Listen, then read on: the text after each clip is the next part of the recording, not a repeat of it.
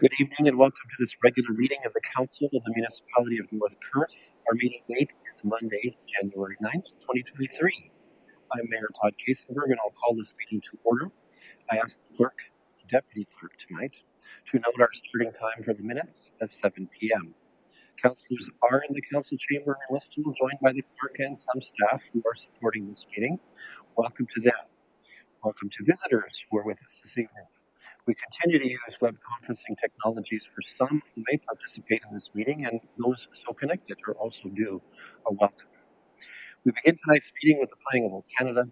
Those in chambers, as able, are invited to stand.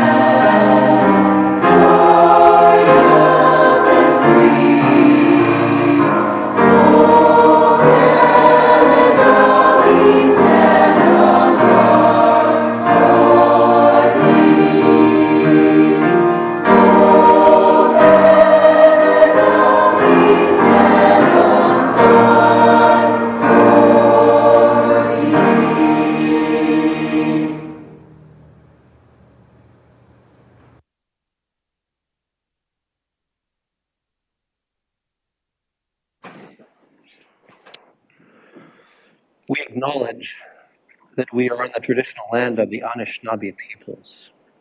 We wish to recognize the long history of Indigenous peoples in Canada and show our respect to them today. We recognize their stewardship of the land. May we all live with respect on this land and live in peace and friendship. Tonight's meeting is being streamed live on the Municipality of North Perth YouTube channel and will be available there after this meeting as an archived video.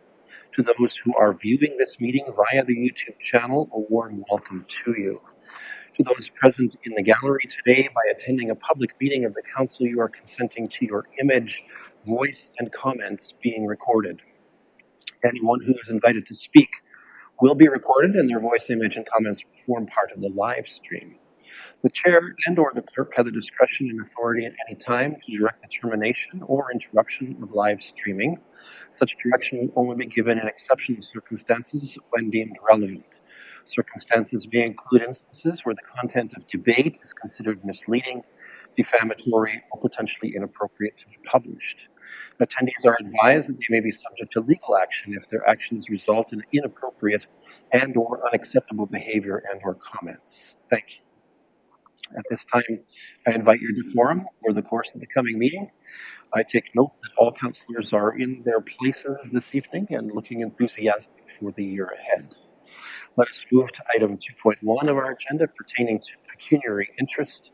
For the benefit of those unfamiliar with council practices, provincial legislation requires councillors with a potential pecuniary or financial interest in any item at the council table to declare this interest and to remove her or himself from discussions and voting on the item.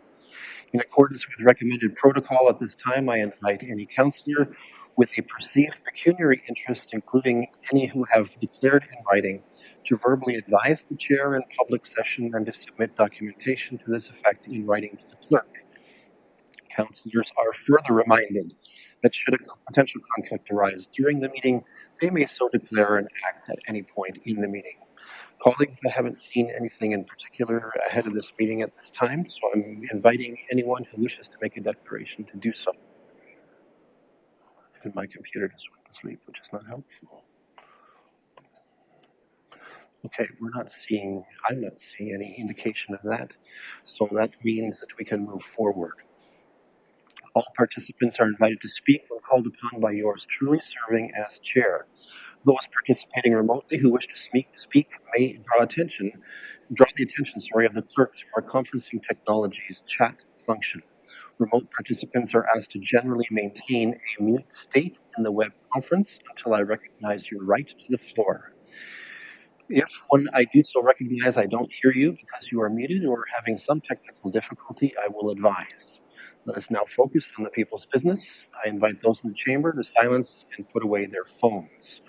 Regarding item 2.2 of our agenda, I have a motion before me for the adoption of the agenda for tonight's meeting that reads as follows: that the agenda for tonight's meeting be approved. Can I call for a mover on this one? Councillor Anstead, thank you, and Councillor Nordum will be our seconder.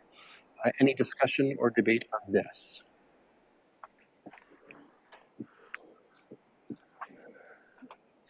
I'll call for the vote when I can sign into my computer. That would be helpful. Just hold on, colleagues.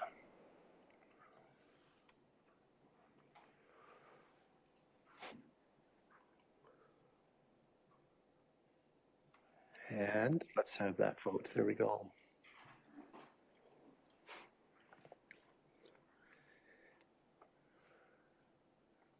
And we're missing one. And that's Councillor Andreessen. Councillor Andreessen, what say you? You're in favor? With that, that motion is carried. Thank you.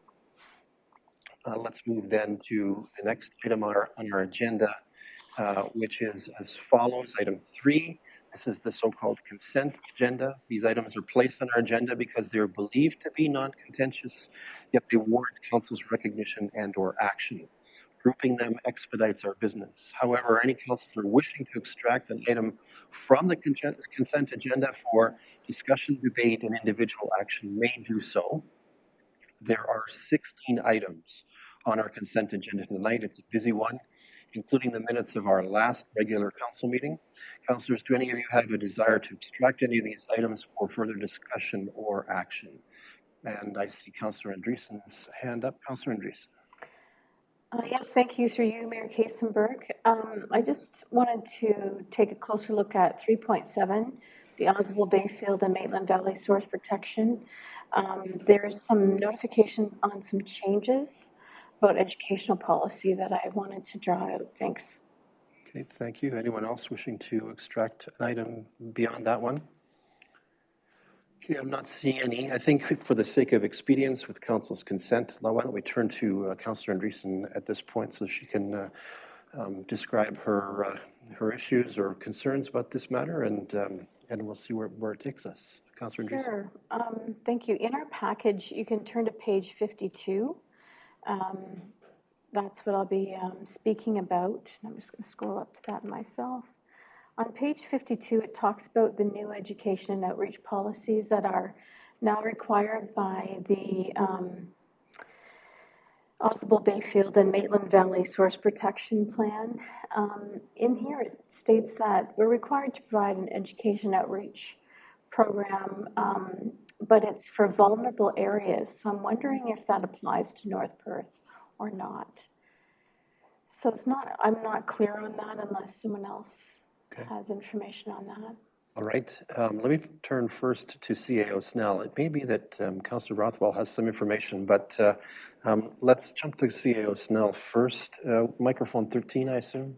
13, yes. Yeah, go ahead.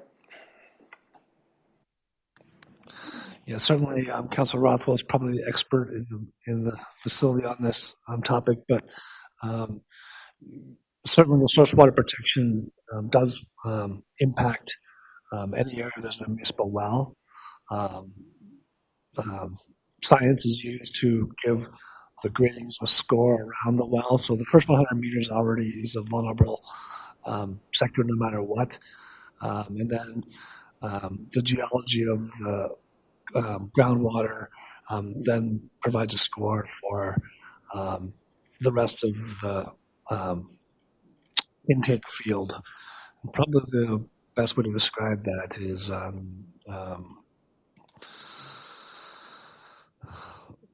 page 59, you can see our 3 wells in Listowel have that elongated wellhead protection area going west to east, and the, the, the closer you are to the well, so the wellhead protection zone of 100 meters is the highest vulnerable score, and then the 2-year time of travel also has certain implications, and it downgrades. So yes, certainly those the source water protection rules apply to North Perth.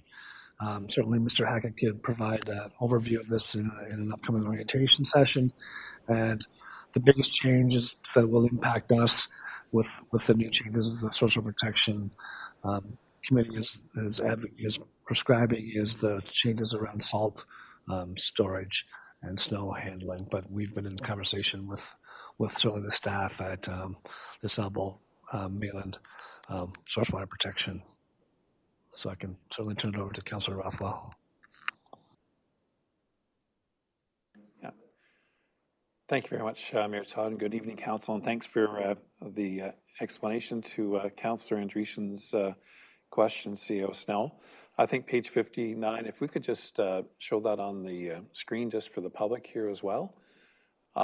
It does address the questions that Councillor Andreessen raised. Just a couple more pages, I think, right after this next page, I think. One more. There we are.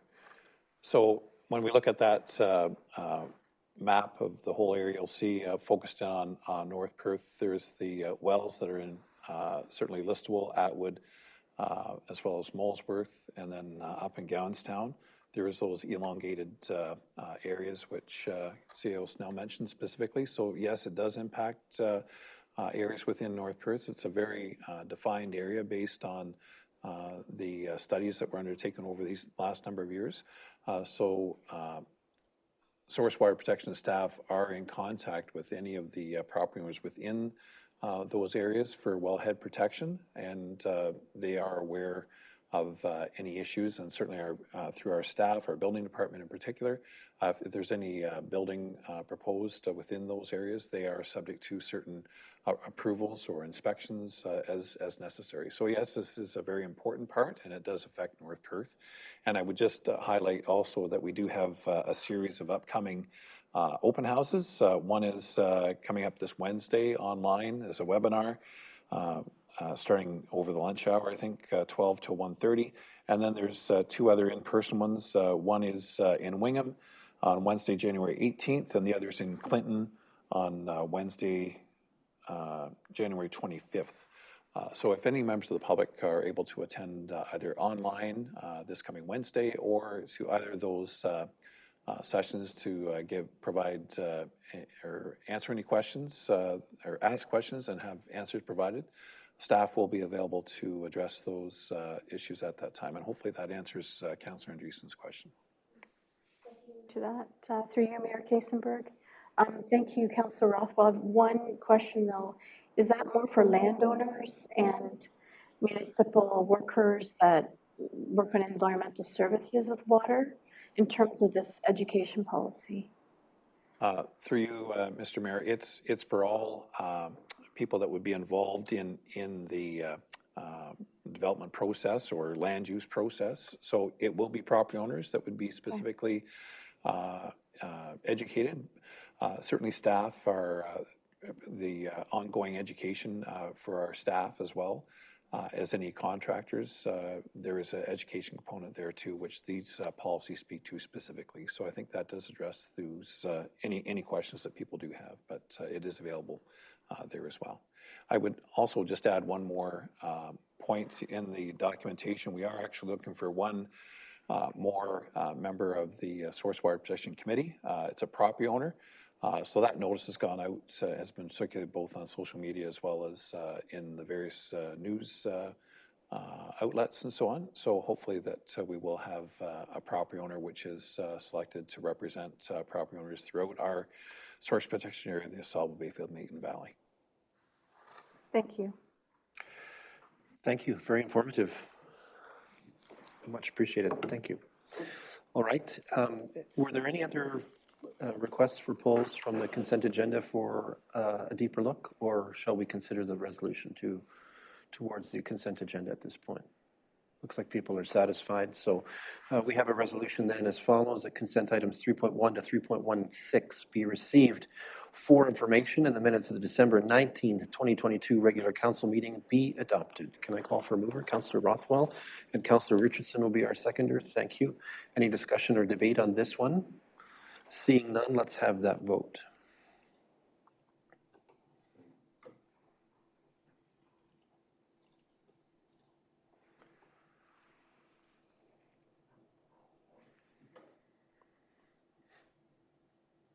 And that is carried. Thank you very much. At this time, then, it's proposed that we move to agenda item number 4.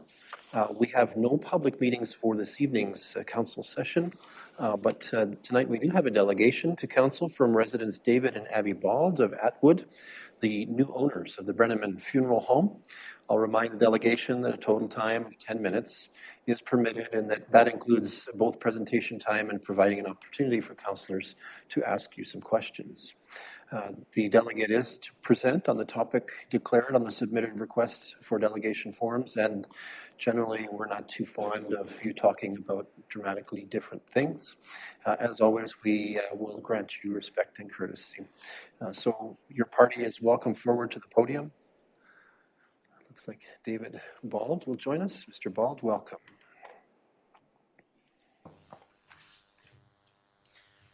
Good evening, everyone.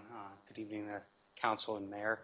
Thank you for taking the time to listen to my proposal regarding the North Perth Trail. My name is David Bald. My wife, Abby, and I purchased the Brenneman Funeral Home June 30th of 2022 and have been blessed with the warmth and hospitality of the town of Atwood and the municipality of North Perth. At the end of June 2022, Jim and Judy Brenneman invited my family to participate in the annual memorial tree planting service at Atwood Lions Park. A beautiful service was held and very well attended. Throughout my career, I've participated in many different tree services in many communities.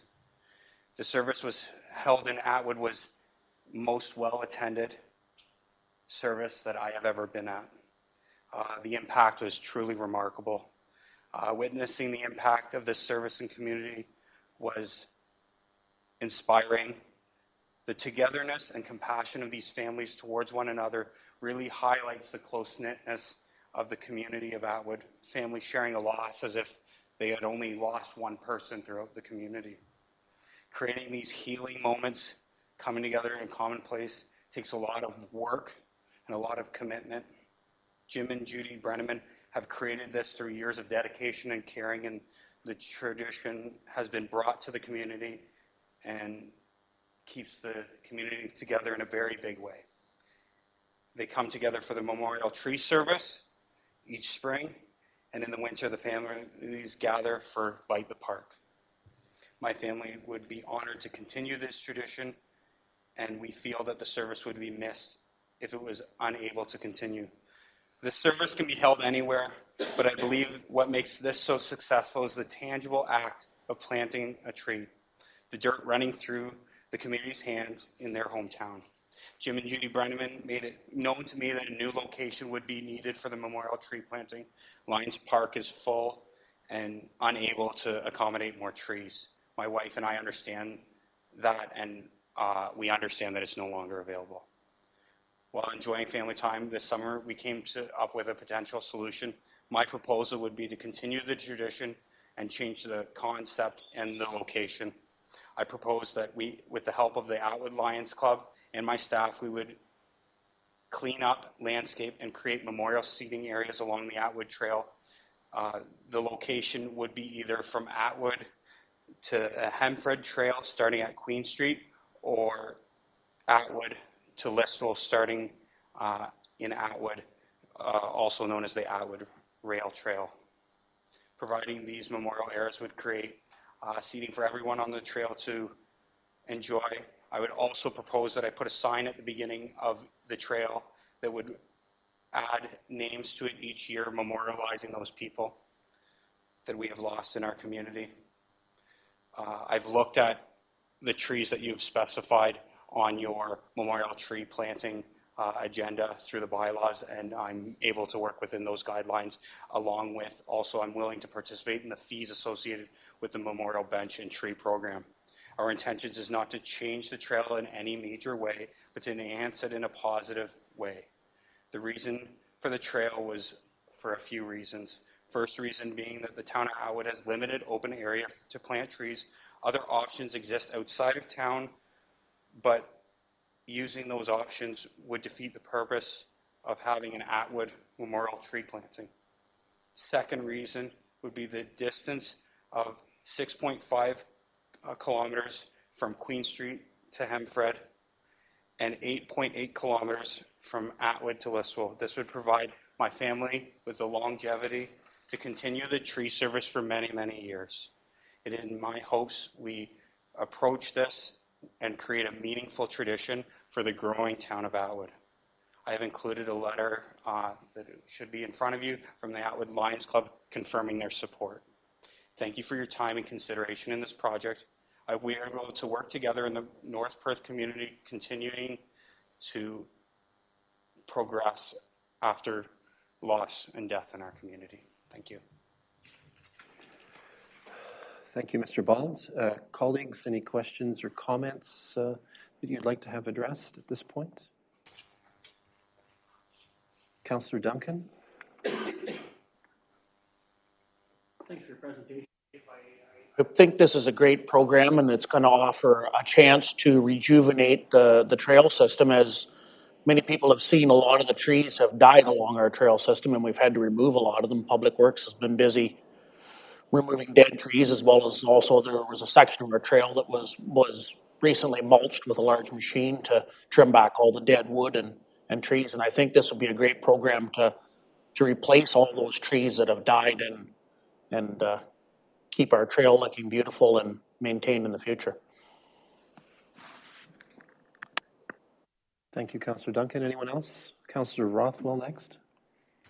Thanks very much, Mayor Todd, and thank you very much for the presentation here. I think it's a fantastic opportunity to continue on a great tradition within the community, and I think it's a win-win, I think, in terms of your family being able to continue on the tradition, but also to enhance the well-used trail, as Councillor Duncan mentioned. I think it's a fantastic opportunity to do those things close to Atwood, both to the west as well as to the north. I'm fully in support, and certainly glad to see that the Atwood Lions are willing to have the support of them as well. Thank you, Councillor Rothwell. Councillor Noordam. Yeah, I agree with everything that was said. It sounds like a fantastic project. Will it impact at all its snowmobile trail in the wintertime? I just wouldn't want to see trees or young trees run over. Would they be planted far enough back from the trail? Yes, the trees would be planted within a very safe distance. I've gone and marked out what I thought was the outside of the trail, and I believe there's lots and lots of room. Our trees would be no closer than any tree that's there now. Okay. And I would, Jim and Judy Brenneman had the foresight to planting more mature trees, and I plan on doing that as well, and along with a memorial bench, so the area will be marked very clearly.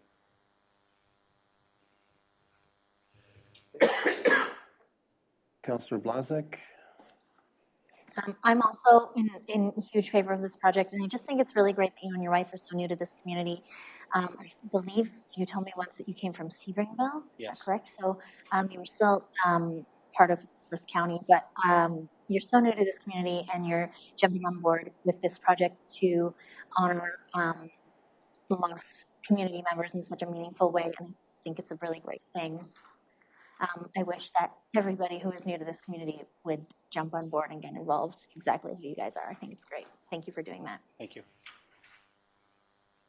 Councillor Anstead is next. Thank you, Mayor Caseberg, and thanks again, Dave. I know a lot of people have already said thank you, but thanks very much for your presentation. The one question I did have, Councillor Nordham talked a little bit about it.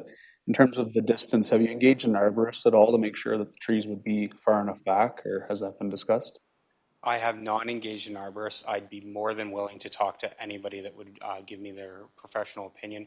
I am not an arborist by trade, but I am willing to listen to anybody that wants to give me their opinion. And if the council needs me to have someone given a professional opinion on distancing and things like that, I'd be more than happy to provide that. Okay, great. Thank you. Thank you. Anyone else wanting to weigh in on this? All right, Mr. Bald, thank you for that. We appreciate the commitment and the investment that you're making or proposing to make in our community and are making through your profession and skill at this point as well. So thank you very much. Glad you're here. What is the wish of council here? CAO Snell, is it okay if we actually work towards the will of council on this matter at this point? From a procedural perspective, do you have any concerns about that? No. Sorry, let me get you here. There we go. I don't think so. I think, as Mr. Bond said, he's read our commemorative tree program, so he seems to understand the policies we have in place already. And I think if he would just sort of work with staff, we can certainly assist in both the location of the trees and some of the concerns that were raised by some of the council members. We can certainly assist him in making this a successful project. Okay, thank you. I heard enough, I think, from councillors around this table of support that we should consider a resolution now and be moving this along. I've drafted something that I think could work. As always, I invite your collaboration to improve this. The council directs staff to formulate an approach to collaboration with the owners of the Brenneman Funeral Home that supports the outcomes described during their delegation. Sound good? Councillor Rothwell will be our mover. Thank you. Councillor Johnston will be our seconder. Any discussion or debate on this? Seeing none. Sarah, are you good? All right, let's have that vote.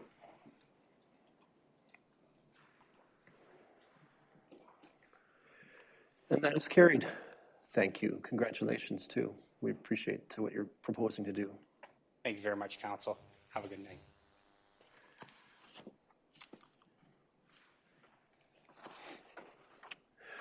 All right, let's move forward in our meeting then. We have no reports from the CAO's department for tonight's meeting. That means that next up is item 5.2, reports from the strategic initiatives portfolio. For item 5.2.1, sorry, I'll get my numbers right. Our manager of strategic initiatives, Jessica McLean, brings forward a report requested by council at its last meeting pertaining to the impacts on occupancy and seating capacity at the Elma Memorial Community Center from the proposed installation of audiovisual equipment and other changes intended to support a home classroom for our Adult Learning Center Set 7. I'll call on Ms. McLean to introduce council to the report. Ms. McLean, the floor is yours. Thank you, Mr. Mayor, and good evening, council. At the December 19th council meeting, council requested a report detailing upcoming changes to the EMCC that are being made to facilitate the Set 7 project and how these changes may impact capacity at the facility to hold functions. The report presented tonight provides an overview of the Set 7 project, details on current capacity of the facility and future implications, as well as preferred location options for council's consideration. During the initial planning discussions of Set 7, the EMCC was identified as an ideal location for the training space as an underutilized facility, as well as an opportunity to drive economic development in the Atwood area.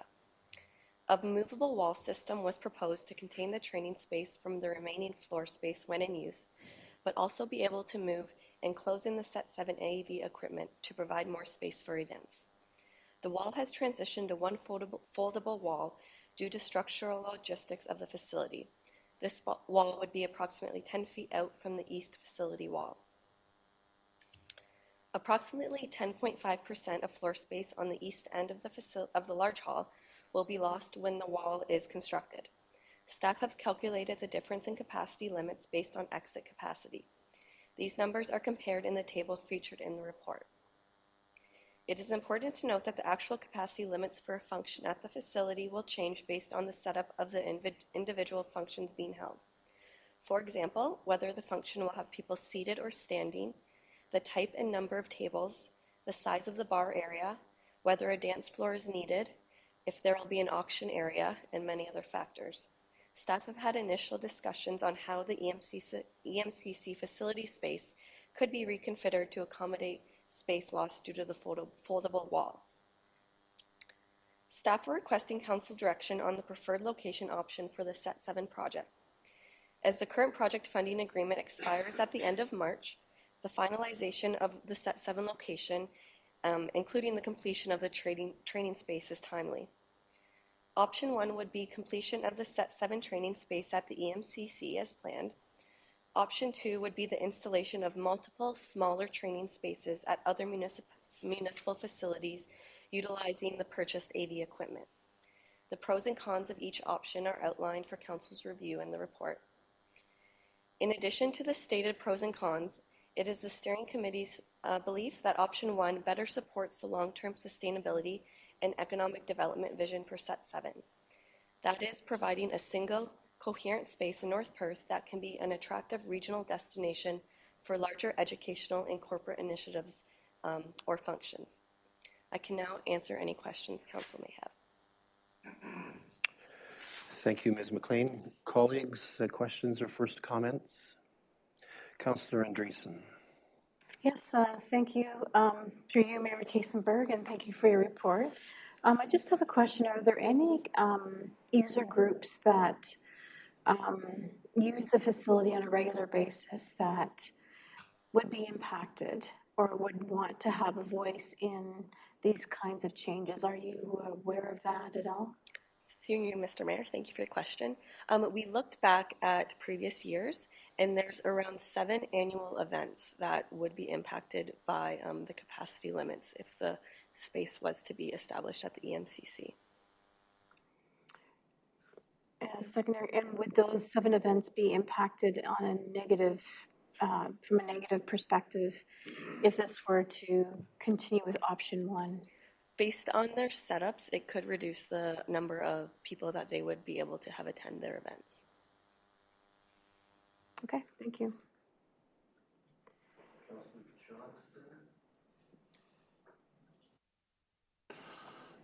Thank you, Mr. Mayor. So, Jessica, sorry, I'm just an old farmer here, and in one spot here, you talk about loss of 10.5% of floor space, but then in your later on when we talk about current capacity, like of non-fixed seats, we're only dropping 4 seats. So is that being reconfigured, or that's like if we're losing 10% of the floor space? How are we not losing 10% of the capacity? I just want to make sure I have it straight in my head. Through you, Mr. Mayor, thank you for your question. So these numbers, they are based on exit capacity. So because the wall where it is located will not be covering any exits of the building, then it doesn't have a drastic impact on the exit capacity. Based on the setup of an individual event, that could have a larger impact on how many people you would actually be able to fit. Okay, so we will still be losing potentially 10% of the ability to set up tables, but our exit capacity is still close to what it currently is. Am I getting that? Sorry, I just got to get it straight. Through you, Mr. Mayor. Yes, that's correct. Our staff would work with user groups to see how they can best configure the space and get creative to try and reduce the number of tables or seats that they would lose. Okay. Thank you, I think. Councillor Rothwell. Thanks, Mr. Mayor. Thanks for your report, Jessica. Just going on to that 10% piece. So when we look on page 84 or page 2 of your report in the table, if under the section that says with wall capacity, if we were to look at sort of a sitting arrangement with alcohol and dining, in the large hall, we'd say 320. And then, as I understand, we would add in the small hall the 58. So that gives us 378. So if we were just a broad number, if we were to take 10% off of the 378, so we're losing like 38 spaces. That's like depending on the setup. And I'm not like everyone's going to have a different view, but that's what it is, because I think it's crucial in discussions with the user groups that they understand what the numbers were. I mean, I was made aware, and I think other councillors were made aware of the original concerns that were expressed, that it could be 25%, which obviously is a much larger number in terms of capacity reduction. I'm not saying 10% is well, it's much more manageable than 25%, let's be clear. But I think at least the table gives us a general idea. I mean, I understand why we use exit capacity, but for bums in the seats, I think for the user groups, they want to know how that impacts them. So I think if we, and I hope you agree that with my example here, the 378, if we take 10% off, that gives us a rough number. Is that fair?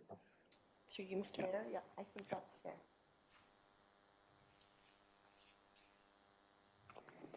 And my hunch is that's the ceiling, Alan. I think, as Ms. McLean said, the commitment and interest of staff to work with the groups so that they can accommodate and optimize or maximize the use to that capacity limit, which is a fairly firm limit because of the exit requirements, is very much there. So I don't find myself too concerned myself with that, given that we're talking about 7 events that have larger capacity at this point.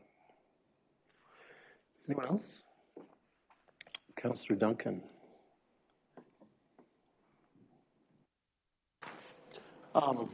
How big are these Set 7 classes on average? Through you, Mr. Mayor.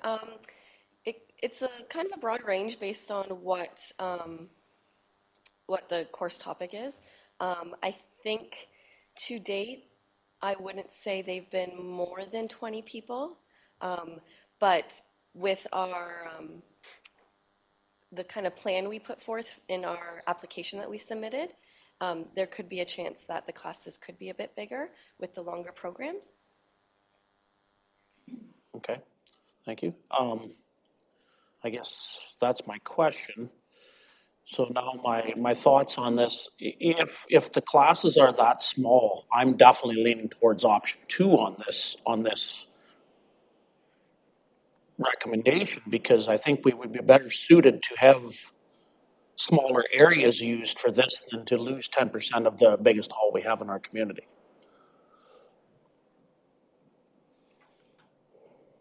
Okay, thank you, Councillor Duncan. Anyone else?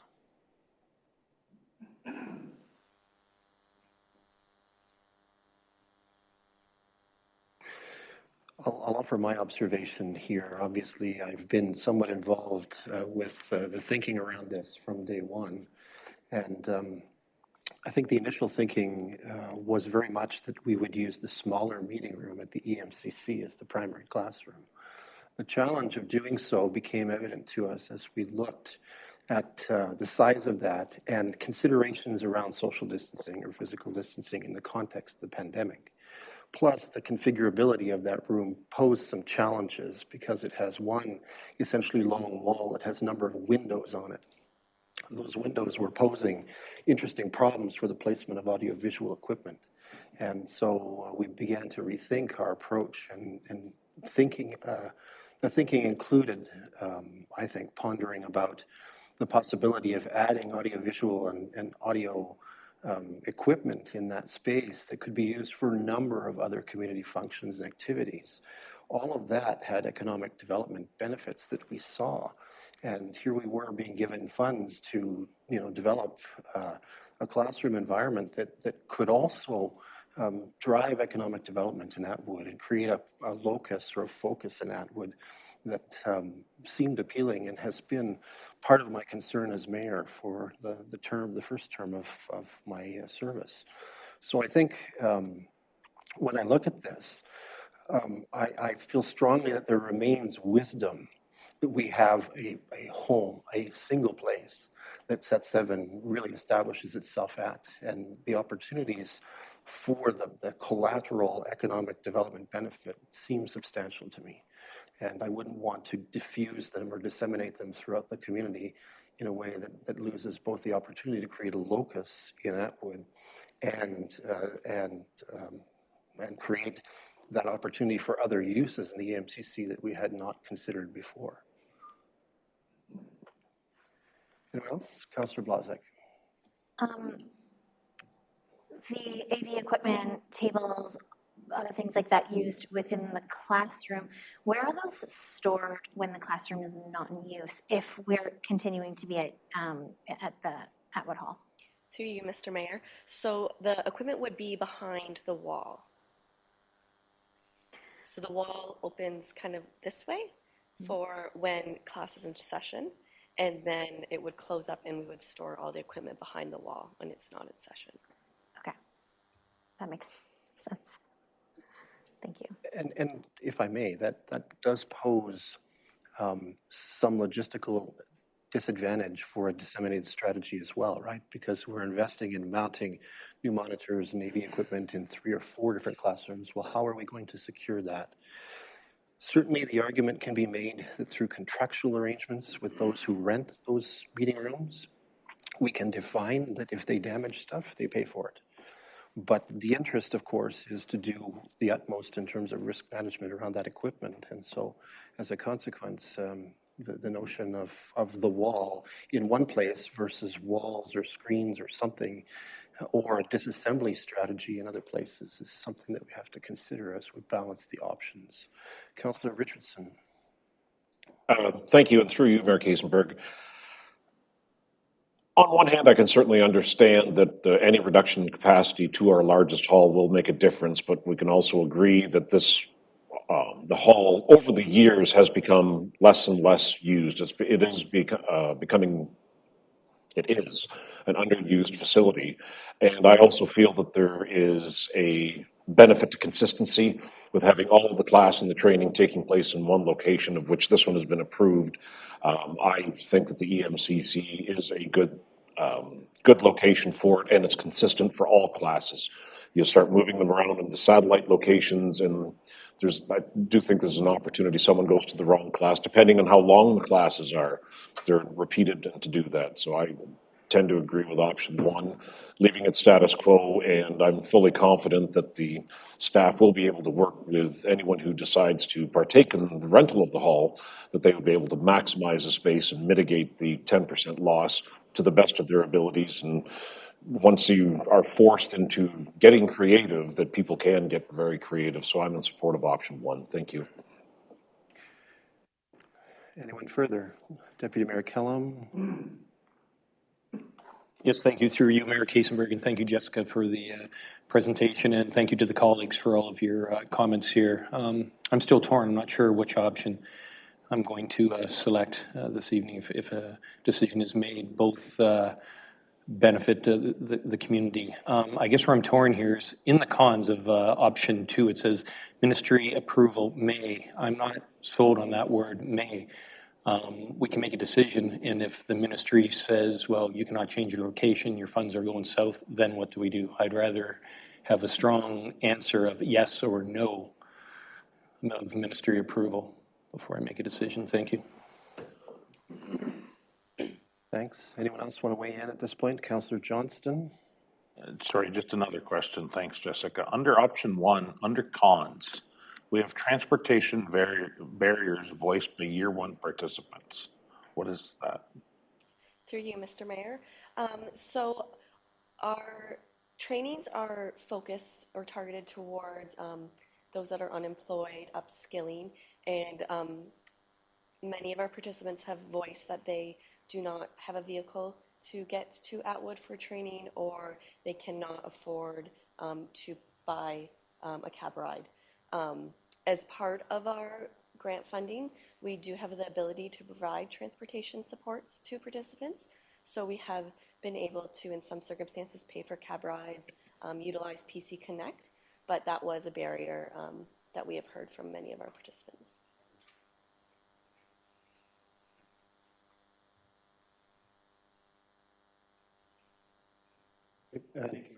Thank you, Mayor Kasenberg. One more, sorry, I should have asked before. I guess, how far are we, and I don't need to know a dollar value, how far are we involved into this project, into the EMCC now? Are we too far to make a change? Or it still is viable that we could have another option? Through you, Mr. Mayor, we are still at a point where we could make a decision to choose a different location, dependent on getting approval from the ministry to make sure that was okay to do. Okay, thank you. Councillor Nordum? So is there no way that they can use the small hall in the Alma Center? Through you, Mr. Mayor, we could use it. We wouldn't be able to utilize all the equipment we have purchased. We do have some portable units that we could use in the hall, but because of the lack of wall space that we could attach our displays to, it wouldn't be the most ideal location.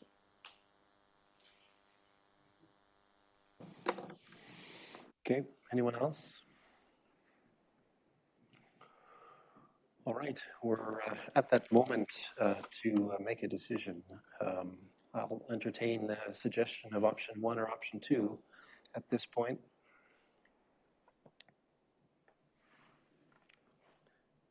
Councillor Richardson? Excuse me, through you again.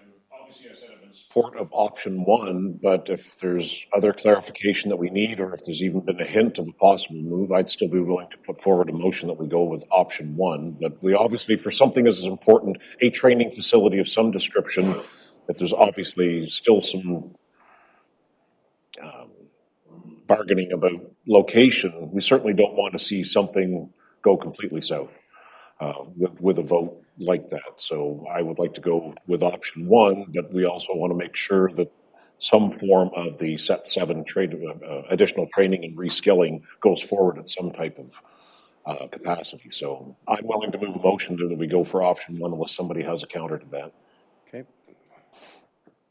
So we have a motion that will address option 1. Is there someone who will second that? Councillor Rothwell will second that. All right. Let me read the resolution just so that we can put it on the floor.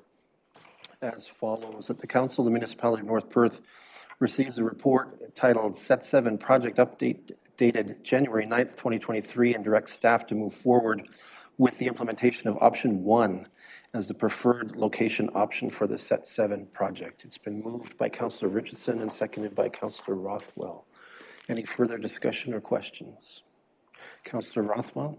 Thanks very much, Mayor Todd. And just through Jessica, at our last, when the first report came forward here last month, we had talked about the possibility of having further conversation with some of the users that were talked about the 7 large events. So whether that's 7 different groups or whatever it is, I think I'm aware one group at least has 2 large events. Did staff have direct conversations with them since that time in terms of talking about or clarifying what the proposal is in terms of using the EMCC primarily? I believe, through you, Mr. Mayor, I believe our facility staff have had a few conversations. The one event that was in question was not going to be impacted by the wall because it was delayed, but we can have more conversations with the various user groups that do have those larger events at the EMCC. Thanks for that answer. I appreciate that we've had the conversation because I believe that was the hope of council, that there was going to be conversation with some of those larger user groups. So at least there was more clear understanding in terms of what the proposal was. So on that, on the strength of that, I'm certainly, as I say, in support of the motion. Thank you. Thank you. Any further comments or discussion? Councillor Anstett. Sorry, through you, Mayor Kasenberg, and I apologize, Jessica, if I missed it in the report. If we were to go with option 1, what's the timeline on getting this equipment installed? Through you, Mr. Mayor, we will be going ahead as soon as possible and getting everything in motion. The equipment is, it has arrived at the vendor, so they have it. They just need to come and install it, and we need to get a few some trades in to do some electrical work in order to get that equipment installed, and then get an update from the company that is doing the wall install. Okay, thank you. Anyone else? Councillor Johnston? Thank you, Mr. Mayor, and thanks, Jessica and colleagues. It's a good discussion, and this is a torn decision for me, and I've been around this table almost for 20 years, scary as that sounds, but this building has always been underutilized. It's been a drain on resort, not a drain on resources, but it's always lost money, even from going back on my days on Elma Council. So we're into the mid-90s. You know, this building always has had a negative impact on our budget. So on that side, set 7 is really good for us, is we're going to use it through the week. Economic development, which is one of our big pushes on this council, that's a great thing. It's a great thing to use a building that sits empty most weeks. You know, it's a weekend building. There's a few meetings and stuff through the week, but you know, most weekdays, if we can get 20 to 30 students in there, and we're bringing economic development into North Perth with government funds, we're training our own people, or because a lot of these students, call them students, I know they're adults, but they will be North Perth. A percentage of them will be North Perth people that are upgrading their skills. But on the other hand, I'm torn because we have user groups that have had the same setup for forever. You know what I mean? And change is always hard to accept. But I like the fact that our staff is willing to help reconfigure things, and how much are we actually going to lose? You know, I think, you know, I'm going to give him credit. I think Mr. Newell is really creative at trying to squeeze some tables in here, and maybe, you know, there's a big dinner coming up, and maybe, you know, the tables are, the serving table is set up different, and they can use the small hall for tables to eat at where they've never done that before, and they gain back 40 seats that we've never had. So I think with being creative, there's a chance that we're actually not going to lose that much. But the economic development driver in this, I think, outweighs the negative impact of, I'm going to call it the wall, you know, the Great Wall of Atwood. So I think the economic benefits outweigh the 7 event negative impacts, even though I assume some user groups will not be thrilled. But I think they will learn to adapt and will appreciate the fact that maybe we're not leaning on them so hard for taxes. I'm hoping. My thoughts, ramblings. Thank you, Councillor Johnston. Councillor Duncan. So I guess my thoughts are what I would like to see if we want to leave it in Atwood. I would far rather see some construction done on the small hall, close up the windows that really are of no use there, and put the training facility in the small hall. I think to me that would be a far better use of the facility than to put the wall down the big part of the hall. I know we had a committee struck not all that long ago that looked at the refurbishment of the hall, and I don't think it really ever went anywhere after when COVID hit. It kind of just petered out, and we never really did anything with that report. So I think that maybe money might be better spent on certain other aspects than the wall. Thank you, Councillor Duncan. Councillor Blazek. Thank you. Through you, Mayor. Just to piggyback on Neil's question, if you were able to give us a rough timeline on the EMCC, would you be able to give us a rough timeline on if we moved to other facilities? Through you, Mr. Mayor. It would probably take a bit more work to work with our vendors and get new plans in place for how that would look. But our goal would be to have everything installed by the project deadline, current project deadline, which is March 31st. Thank you. Okay, anyone else? Deputy Mayor Kellum? Yes, last comment. I believe that Councillor Johnson's 20-year story has tipped me over the edge of made my decision a little more easier with the option, but I have to reiterate what Councillor Rothwell said. Please keep in touch with the user, the groups, keep them involved, educated, work with them, and I will support option 1. Thank you. Anyone else? Councillor Nordam? Yeah, I'll just voice my, I agree with what Matt said I think we should refurbish the small hall before we take a section off the big hall. Okay, thank you. We're getting into multiple passes here. Councillor Blazek, we'll start to cut these off now. Go ahead. Last one. Councillor Johnson, you are correct. Just because that's how something has always been done doesn't mean it needs to continue to be that way. But I also want to voice my support for Councillor Duncan's idea to consider closing in the windows and using the small hall. Okay, thank you. If I might, I'll comment on the windows issue. It's something we certainly thought about, and from a contractor securement in these times and a range of other reasons, it was felt that sort of closing in those windows would probably be a difficult project, and we still didn't really secure the kind of floor space that would allow for effective group work, which is very much in the interests of adult learning, right? Groups of small 4 or 5 people working together in multiple groups is sort of a desirable characteristic of adult learning, and I'm sure that I see Councillor Andreessen nodding her head as the professional educator at our table. I think she's confirming what I'm saying. So as we thought about the consequences of that, we realized that we did really feel like we needed a bit more space, and I think that's why all of the effort to this point has been towards developing a larger surface area, if you will, in EMCC that had as little detriment on the capacity of that building as possible. And even I actually am pleasantly surprised that we've managed to see a capacity that hasn't largely shrunk as a result of installing that wall. I was actually surprised in some ways at the exit capacity that was given to us. So,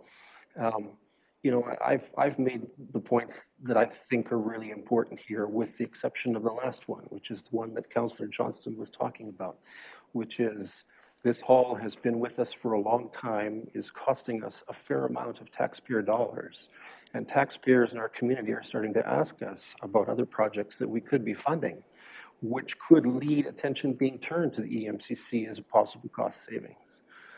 Personally, as someone who lives in Atwood, that makes me awfully nervous. I like the fact that we have a large capacity hall in my village, and obviously I'm interested in fighting for it. There have been some who have suggested that my position in this is a little inconsistent with fighting for Atwood, but in fact, I see this singular investment as extending the life of that hall and creating whole new opportunities both for that hall and for the village of Atwood moving forward, as described by many of us already. So obviously I'm flexible enough to admit that option 2 is a compelling option and can be executed, we believe, in a timely fashion.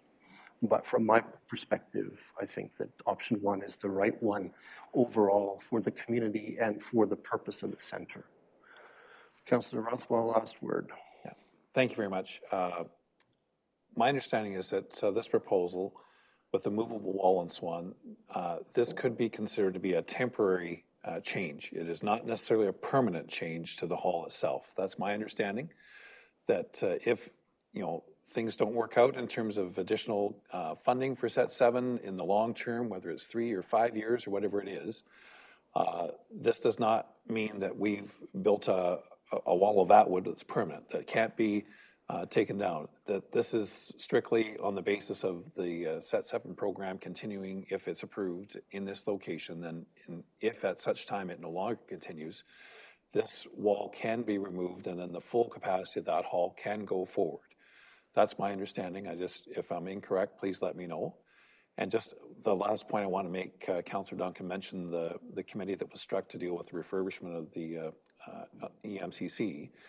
And again, we were putting together a fantastic proposal that was looking at expansion of that building in terms of relocation of the library and true refurbishment of the whole of that building, which was very exciting. And I think anyone that saw those plans and the community members that were involved were very excited. Unfortunately, we never got that funding, nor did the North Perth Library here in Listowel. Nevertheless, there is great potential for that building, I believe, in the long term, provided that the funds are available.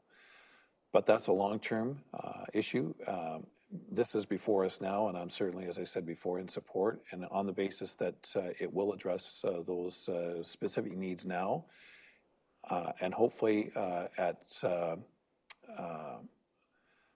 limited reduction of capacity, which is could be a non-permanent situation.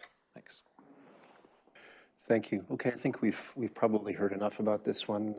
Let's have the resolution again. I'll read it out one more time. The Council of the Municipality of North Perth receives a report titled Set 7 Project Update dated January 9th, 2023, and directs staff to move forward with the implementation of option 1 as a preferred location option for the Set 7 project. It was moved by Councillor Richardson and seconded by Councillor Rothwell. Let's have that vote. Can I request a recorded vote, please? Sure.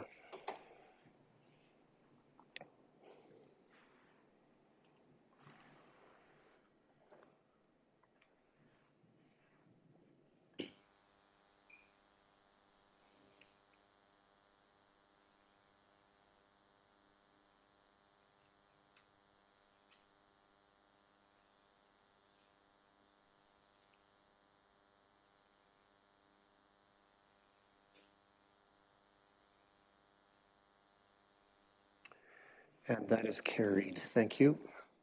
The Deputy Clerk will note from a procedural perspective that the vote of each member should be recorded in the minutes for the next minutes session. All right. For item 5.2.3, our Community Development Coordinator has submitted a report that updates Council about some changes planned for expenditure of funds originally intended to support the development of a new small park or parkette in downtown Listowel. Are you representing Ms. Couch on this occasion? So Ms. McLean, our Manager of Strategic Initiatives, is going to represent Ms. Couch, who was the author of the report. Back to you. Thank you. In May 2022, the municipality was awarded funding to construct a downtown parkette, a project which was approved by Council during the 2022 capital budget process. The procurement process found minimal interest by qualified bidders that significantly exceeded the approved budget. Subsequent efforts to attract competitive bids were unsuccessful. The funder was notified and proposed that an alternate infrastructure project could be considered if it met the eligibility requirements. The fund advisors approved the replacement and upgrades of the LED lighting and support poles for the John Bell baseball diamonds in Listowel as an acceptable project. An amending agreement for this project has now been received. Tonight we seek to advise North Perth Council of the project change and request approval for the clerk to sign the amending agreement. Staff will supply further information to consider reallocation of funding to a parkette project during the 2023 capital budget process. I can answer any questions, and I believe Kim is also attending virtually in case there are any questions. Okay, thank you, Ms. McLean. Questions or first comments from Council on this matter? Councillor Andreessen. Yes, thank you through you, Mayor Kaysenberg. I was just wondering if you could review whether the John Bell Baseball Diamond Project is a carryover from 2022. Because I am pretty sure that was a project that was to happen and already budgeted for. Through you, Mr. Mayor. So the John Bell lighting project is actually complete. So with the eligibility requirements we had to meet, there was a timeline of projects that they were looking for, and this one was fit what they were looking for. Okay, so just to clarify, if I may, so that money would go towards that, and then it's just moving money around, I guess? Through you, Mr. Mayor. So the amending agreement would provide the funds to go towards the John Bell project, and then we would come back to council with a request to reallocate those funds through the 2023 capital budget process towards the Parquet project. Okay, all right, thanks. Anyone else? Okay, so we have a resolution for consideration as follows. That the Council of the Municipality of North Perth receives a report entitled Project Funding Economic Development Update dated January 9th, 2023 for information, and direct staff to sign the project funding amending agreement for project number 1000715. I hope I got enough zeros in there. Can I call for mover on this one? Deputy Mayor Callum, thank you, and Councillor Blazek will be our seconder. Any discussion or debate on this one? Seeing none, let's have that vote.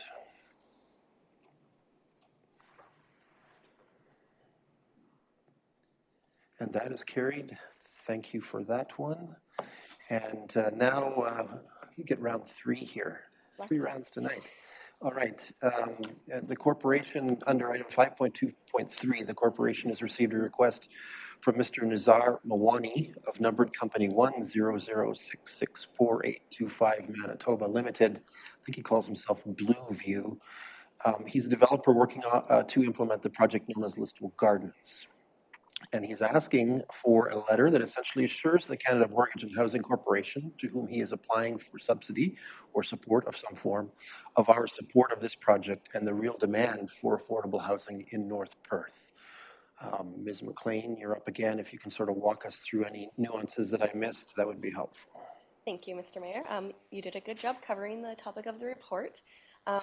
So it is proposed that this letter that is being requested would state that the municipality of North Perth welcomes the attainable and accessible housing units that would be included in the Listowel Gardens, as this type of housing is in high demand and short supply, and that the project of attainable and accessible apartments is vital to the economic development of the North Perth community.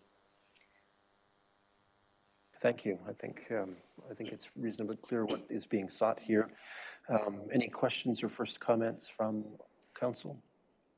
Councillor Rothwell. Thanks very much, Mayor Todd. I think the actions of this council show in terms of support of the official plan amendment, as well as the proposal for the zoning that we've adopted, clearly shows our support for this project, as well as the demonstrated demand for additional affordable, attainable housing. So I'm fully in support of this, and we'd be willing to move when that time comes. All right, thank you. Anyone else with questions or first comments on this matter? Okay, the resolution then as follows: that the Council of the Municipality of North Perth directs staff to provide a letter of support or comfort to 100664825 Manitoba Limited, care of Nizar Mawani, for the Listowel Gardens development to be included in an application to the CMHC MLI Select Program. And I'm going to call Councillor Rothwell our mover because he so indicated. Councillor Nordam will be our seconder on this one. Thank you. Discussion or debate? Seeing none, let's have that vote.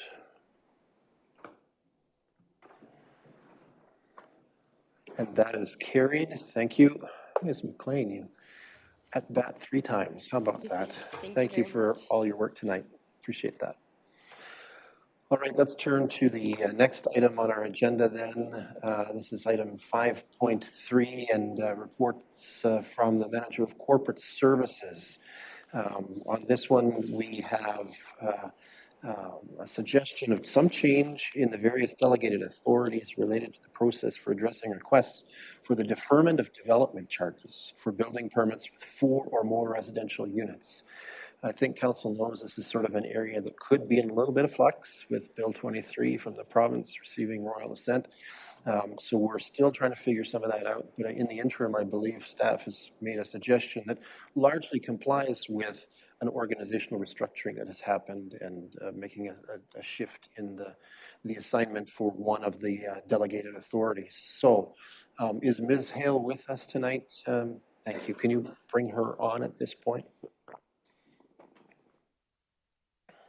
Thank you, Mayor Kiesenberg. As you have mentioned, this is in light of the restructuring of the organization. Prior to August 2018, Council looked at every agreement individually and passed a motion. And in 2018, it was decided to delegate that authority to staff. And we'd like to continue that process. We find it efficient, and Council has set the parameters for which we would operate under. And so this evening, it's just a matter of confirming that with the new staff that would be receiving the delegated authority. All right, thank you, Ms. Hale. Questions or first comments from councillors? Councillor Duncan. My question relates to the $100 service fee. Is the $100 service fee accurate at this point, or should we be increasing that service fee to offset staff's time as a full cost recovery? I think that it is a full cost recovery at this time, but certainly when we look at some of the changes that we'll be asking council to consider this year, I would take that into consideration at that time if that suits council's position. Okay, thank you. All right, I think Councillor Duncan is suggesting that a legitimate labor analysis be done so that we insist on full recovery of costs for such applications. Great. Anyone else with questions or first comments on this?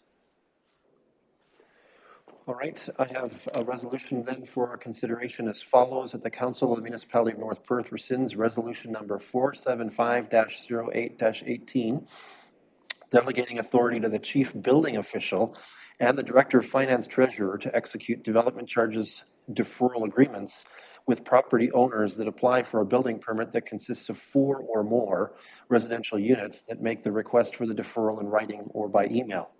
And that the Council of the Municipality of North Perth delegates the authority to the Manager of Development and Protective Services Fire Chief and the Manager of Corporate Services Treasurer to execute development charges deferral agreements with property owners that apply for a building permit that consists of 4 or more residential units and that make the request for the deferral in writing or by email. And that the Manager of Corporate Services Treasurer be directed to provide Council with an annual report on development charge deferrals. Can I call for a mover on this one? Councillor Anstett, thank you. And Councillor Richardson will be our seconder. Any discussion or debate on this one? Councillor Rothwell. Thanks, Mayor Todd. Just through you, and thanks, Fran, for the report. Clearly, with 2 individuals appointed, either one of them has the authority, but who is the lead, if you will, and presumably the second person is there in case someone's not available. Is that correct, Fran? At this point in time, both of us sign. Our building official reports to Janny, and the development charge is a financial aspect under myself and finance. So we both would sign every agreement and ensure then that it's collected when the time is due. So just further then, in the case of a illness or vacation and so on, is there a secondary person or additional person that's required, or how do we deal with that? I guess we didn't have a secondary. Of course, my deputy can sign on behalf of myself, although this is a little bit different, but this doesn't really take that into consideration. And so when we move forward later on in the year, I'd suggest that we do have someone that is able to cover those positions. Okay. Thank you very much. That addresses my concern. Thank you, colleagues. Any other questions or comments on this one? Okay. I read that. It was nice and long. I remember reading it. I remember it being moved and seconded. So I think we're at the point where we can have a vote. Let's have a vote.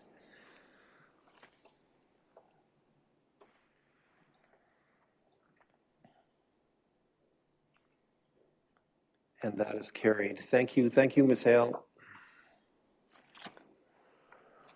All right, we turn now to item 5.4 on our agenda, reports from the Manager of Programs. It's item 5.4.1. The Manager of Programs has brought forward the proposition that program staff be permitted to assess the viability of the leasing and upgrading of the Galbraith Conservation Area, a property in Perth East currently designated for disposal by the Maitland Valley Conservation Authority and formerly operated, in part at least, as a summer camp for area youth during summer months.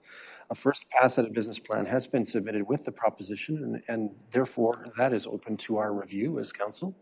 I'm going to call on Ms. Amy Gangle, our Manager of Programs, to walk us through this. Ms. Gangle, welcome. Thank you, Mayor and members of Council, and Happy New Year.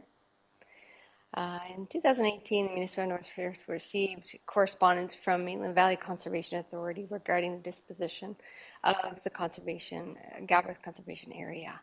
In 2019, North Perth Council gave staff direction to return with the business plan to consider entering into an agreement to lease the land for public use. The development of the plan was delayed as the pandemic took priority over many projects, including this one. Correspondence with the Maitland Valley Conservation Authority continued during this time.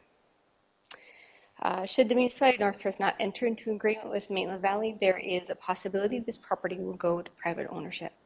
This is a unique property that is not replicated anywhere in the area, and as such provides a unique opportunity for the extended community. It would be a significant loss to the extended community if the facility were to be lost to public lands. It would be extremely difficult to ever recreate such a comparable location.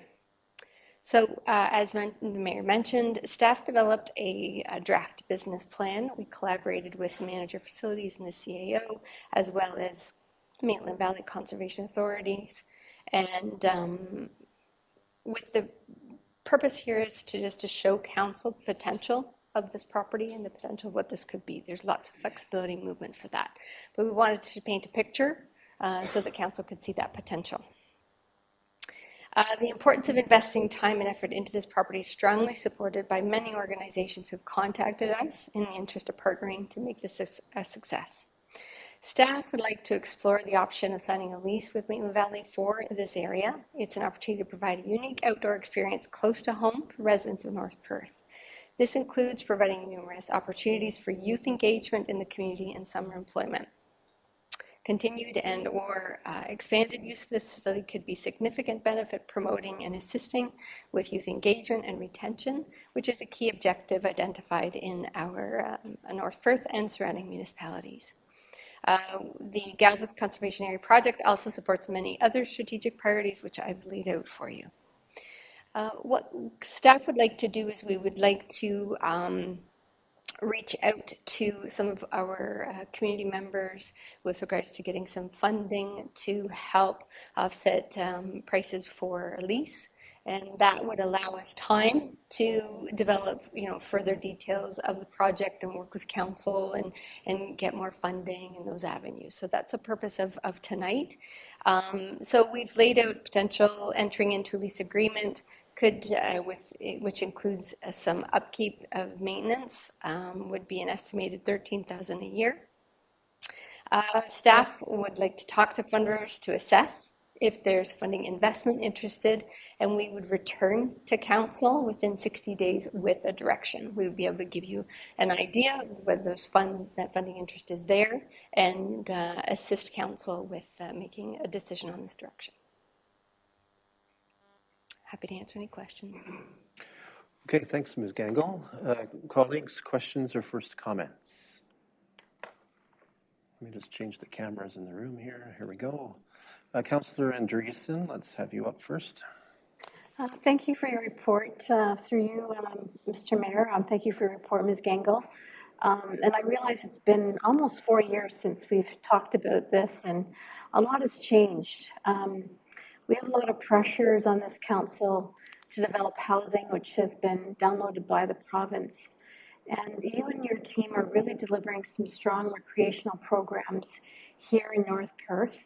And my worry is that adding this project to our roster could really create a great deal of expense, both from a capital and from an operational perspective.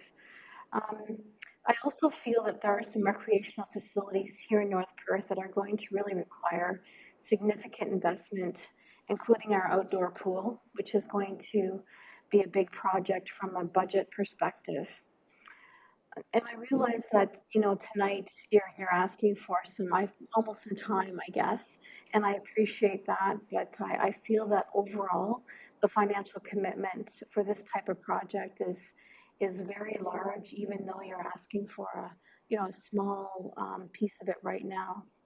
One of the things that I do appreciate about this project are the passive elements like the hiking and biking trails, which I think have some great benefit. But my worry is the actual facility of the camp. That's what my biggest worry is at this time. At this time, I feel I can't support the project moving forward because of the potential financial commitments from an operational and from a capital perspective. Thanks.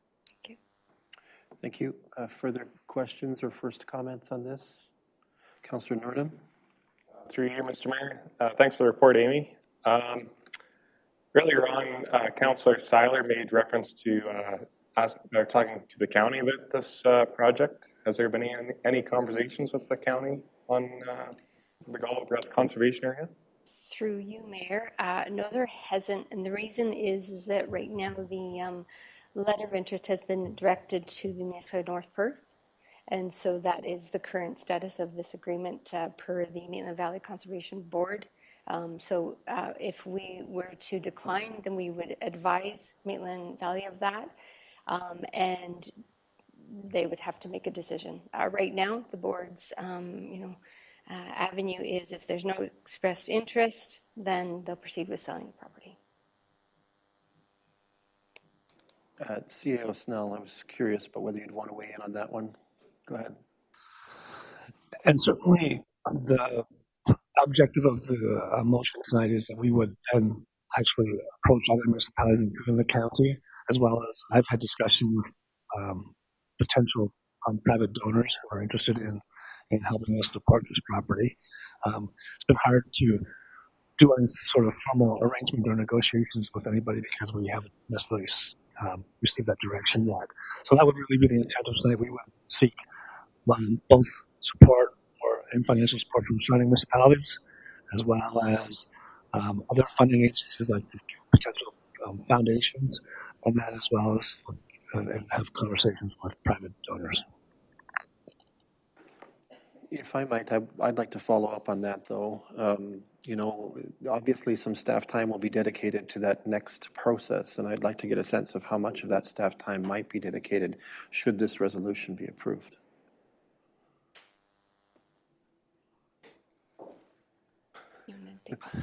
Pick one.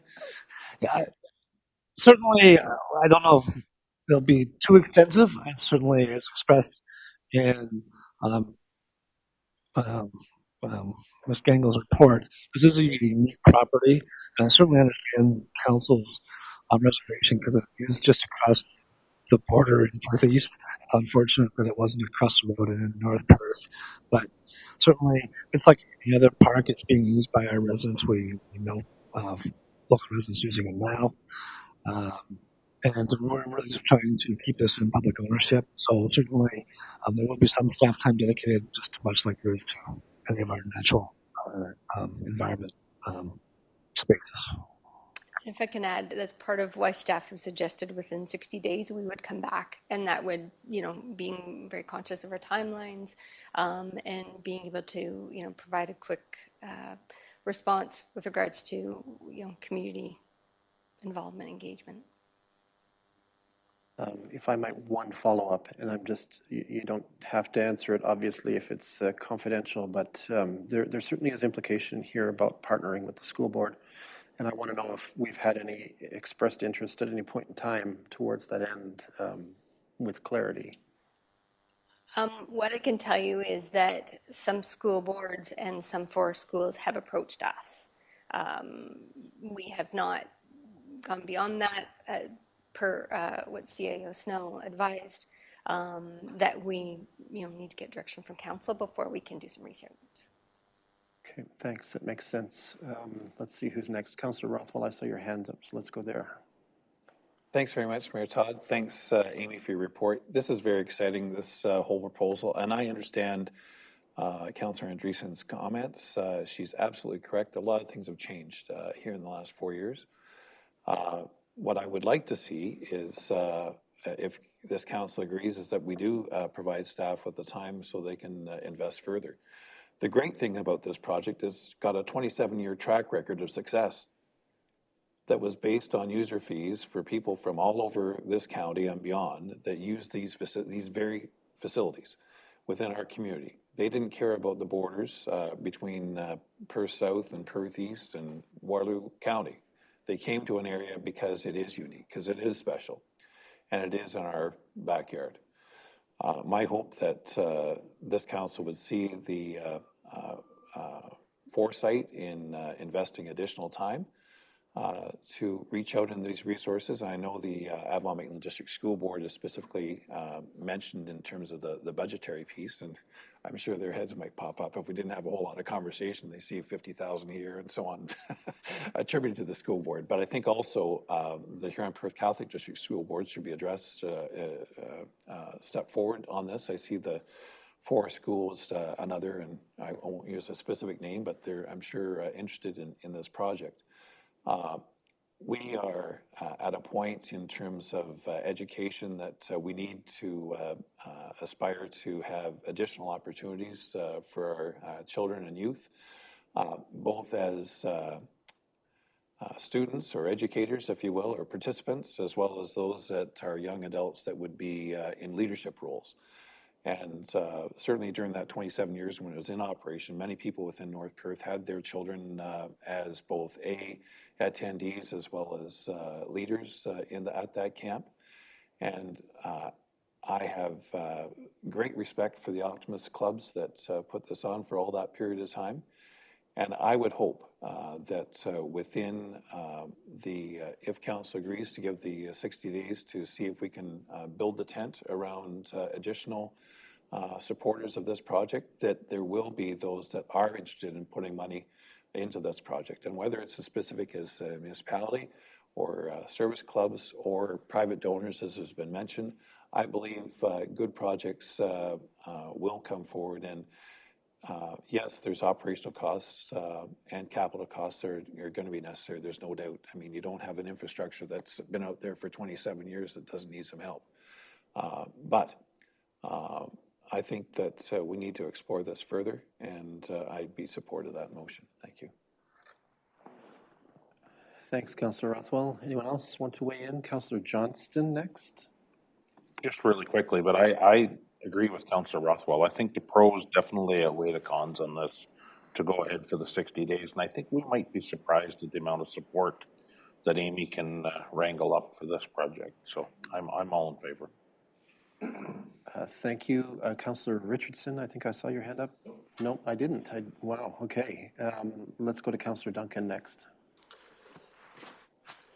Yeah, I'm fully in support of this project too. I think when we look at the urbanization of society, I think this project has a huge potential to educate our young people in the what happens outside of our urban areas. And I think they don't get as much of that in public school as what they used to.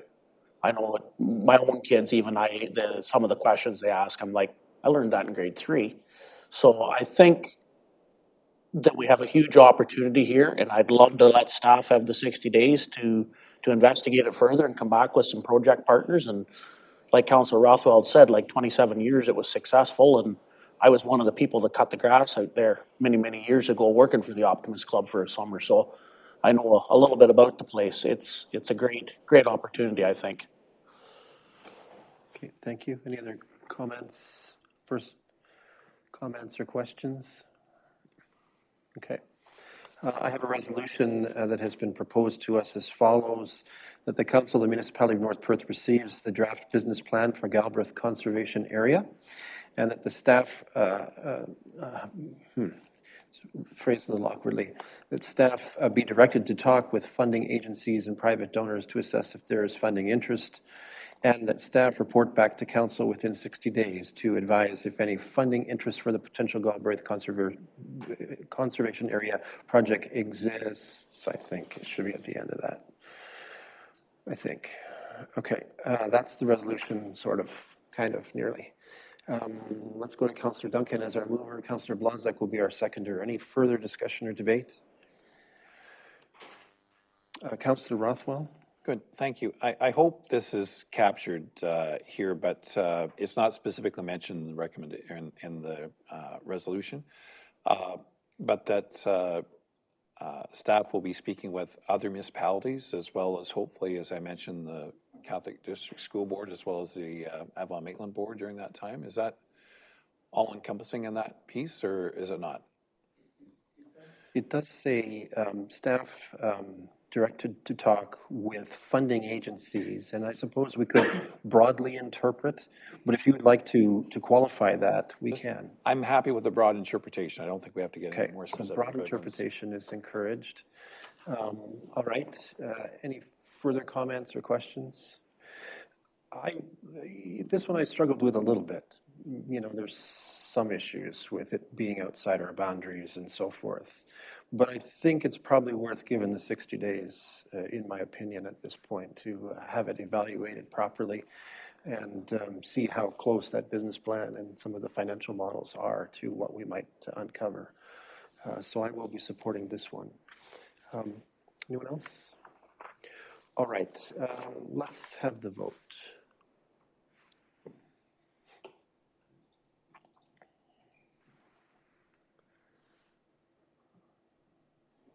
And that is carried. Thank you. Thank you, Ms. Gangle. Thank you. Solid report. All right, let's move next to item 5.5, which is reports from the manager of facilities. We are at 8:32, actually, Council. If I look ahead at the agenda, I think we're here for a little while still. That's my impression. So I think we should perhaps take a bio break. Mr. Newell just got up walking, and now he gets to walk back somewhere. So let's take a five-minute break or so at this point. Return at 8:40. Let's call it 8:40. All right.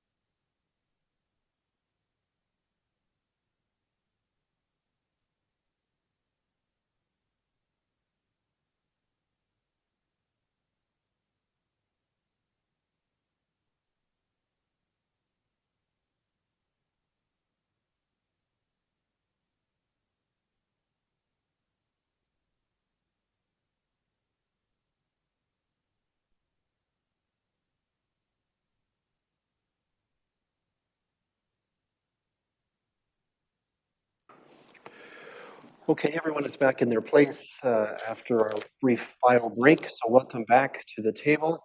And Mr. Newell has repositioned himself in front of the podium again, which is wonderful because he is up. For item 5.5.1, he's going to present us with an overview of the facilities department, including roles, facilities under management, and the activities of the team. Mr. Newell, welcome back. We're glad to see you appear to be in good health. Welcome back. Thank you very much. I'm glad to be back. This has been on the agenda for 3 meeting agendas, and then I was ready to go and I got put on hold again, but I'm ready now. So this is an overview of our facilities department, and as many of you know, Rec and Parks was divided into 2 separate departments, being programs and facilities, and that happened about 2 years ago. And so things have been evolving over time. My hope with this presentation is to bring you up to speed with the types of things that we look after in our department. So our mission and goals are working together to provide quality services and amenities to all residents, visitors, and internal stakeholders through recreation parks, cemeteries, and non-recreation facility maintenance. When the word internal stakeholders, I use that because we work across other departments, whether it be our cemeteries or our public works facilities. Those are internal stakeholders that we're also looking after those facilities beyond what the customer or the resident normally sees in our arena operations or something like that, so that we have internal stakeholders.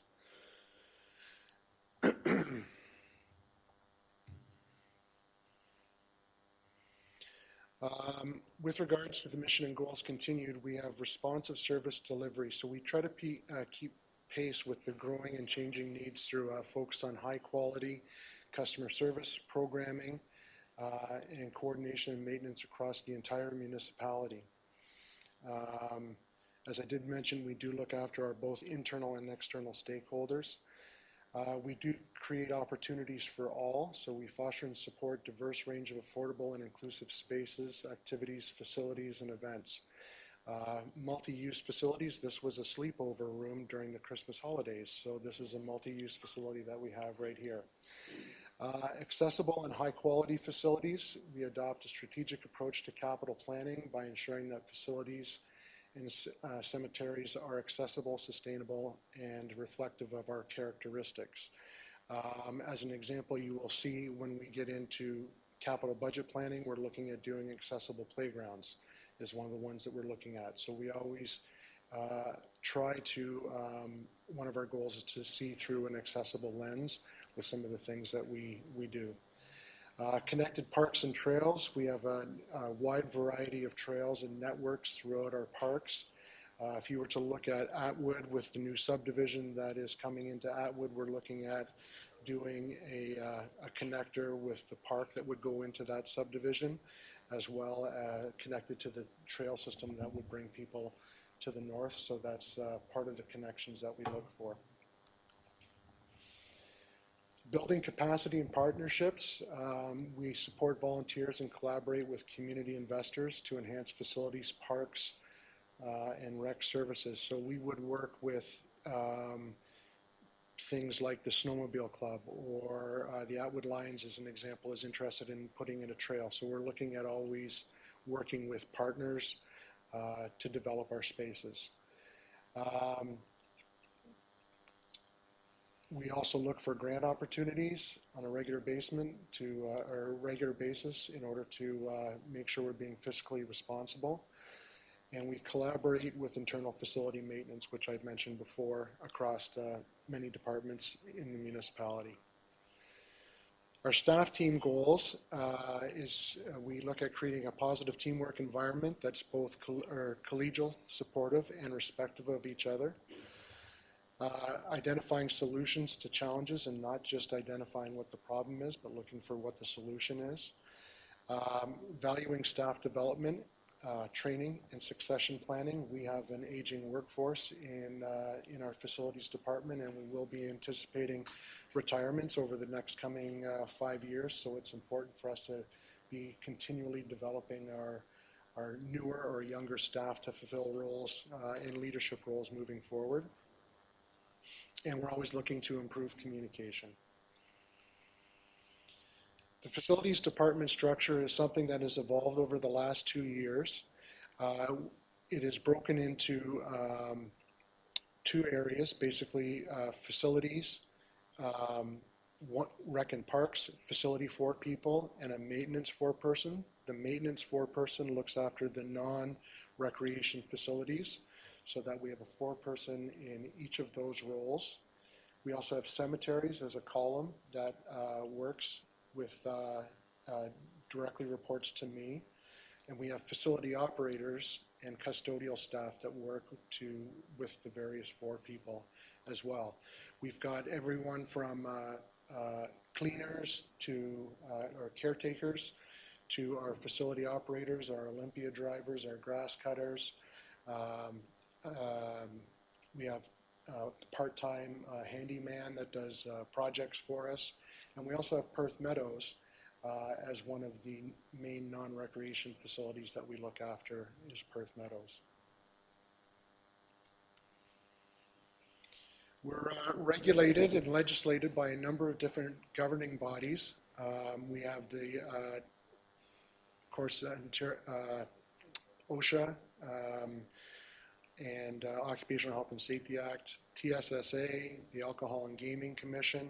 We have to work within building and fire codes, the Health and Safety Act, and actually I was just thinking about the Alcohol and Gaming Commission has just informed us that all of our bartenders need to be Smart Serve trained, which we always have had, but it's just they all need to have new training as of July 1st. So there'll be a number of people. If you are a bartender, hurry up and get it, because it is something that is a very important step in our serving of alcohol in our facilities. We have a number of recreation facilities that include things like our pools and our splash pad. There's at least 13 parks with 3 more coming online in the next 3 years in various subdivisions. We have an RFP out right now for design of those 3 new parks. We also have the Memorial Arena Park project is something that is a big initiative right now. So that would actually be the 4th park we're looking at developing in the next couple of years.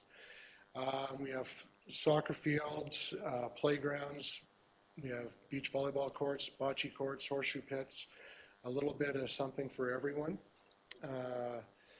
And so it's basically what we've got as far as recreation facilities. Our cemeteries, we have 2 active cemeteries. One is in Donegal, and the other one is in Listowel, which is the Fairview Cemetery.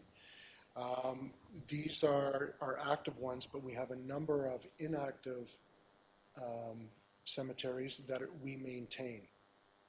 So we provide grass cutting, tree pruning, removal, that type of thing at 13 cemeteries. So it's a busy operation. A number of years ago, there was concern about the capacity limits at the Fairview Cemetery just because it was getting more fully occupied. And at that time, we installed a columbarium, and the columbarium has taken some of the pressure off the space constraints because instead of using up acreage, you're using up a vertical columbarium. And so that has extended the life of the Fairview Cemetery. There is a future site for a cemetery which is to the northwest of the Steve Kerr Memorial Arena, and that is hopefully going to be developed further with a grant that we have applied for as well to develop parkland north of that Steve Kerr complex. Perth Meadows is an adult lifestyle community, and we have life leases there. Life lease is that people actually purchase the price of the unit, and then they're guaranteed the value of that unit when they sell it, and we look after that process for them in the suites that we have, and they pay a 5% fee for us to transfer the ownership of it. So it's basically a cost-neutral operation, and it's relatively affordable. Council would have seen we just raised our rates at our earlier meeting this year, or last year. There's also, in addition to the 13 suites that we have there, we also have 18 townhomes.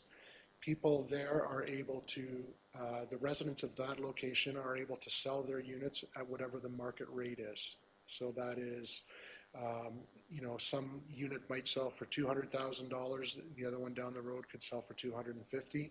Either way, we still take a 5% of that, but it's up to them to look after the sale of their property that they have. There's a waiting list that's extensive for both the townhouses and the suite units.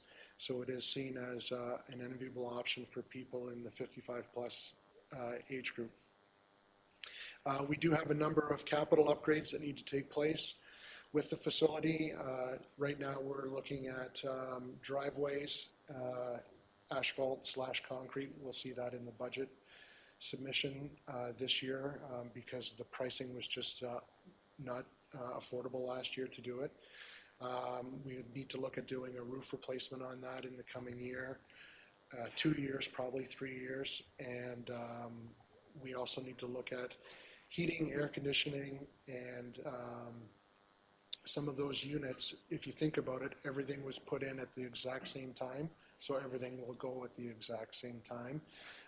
So we're trying to plan ahead a little bit by buying 4 units at a time to get cost savings so that we can spread that out as units begin to fail, because it is inevitable that it will happen given the year of construction of that facility. The internal municipal maintenance and capital projects that we work with, I have mentioned it, but we do work with fire stations, libraries, the Public Works Department, Environmental Services Department, and the daycare centers. So currently, the library, as an example, is cleaned by facility staff, not by library staff, which it would have been done in the past. So it makes more sense that we're taking over the management and the cleanliness and the operations of those facilities. Daycare centers, as an example, we don't worry about the programming there. That's Amy's programming department, but we look after the cleanliness of it. So that's how we work internally with other departments. Some of the accomplishments we've just recently had is COVID put a wrinkle, a very big wrinkle through the way you would operate recreation services. You guys saw that, costs associated with it, screening, all those other things. We navigated that successfully and came out relatively unscathed. The Listowel Library Masonry project has been completed. We have renovated the Listowel Fire Station to accommodate building and bylaw staff in that area. We've done the ball diamond lighting upgrades.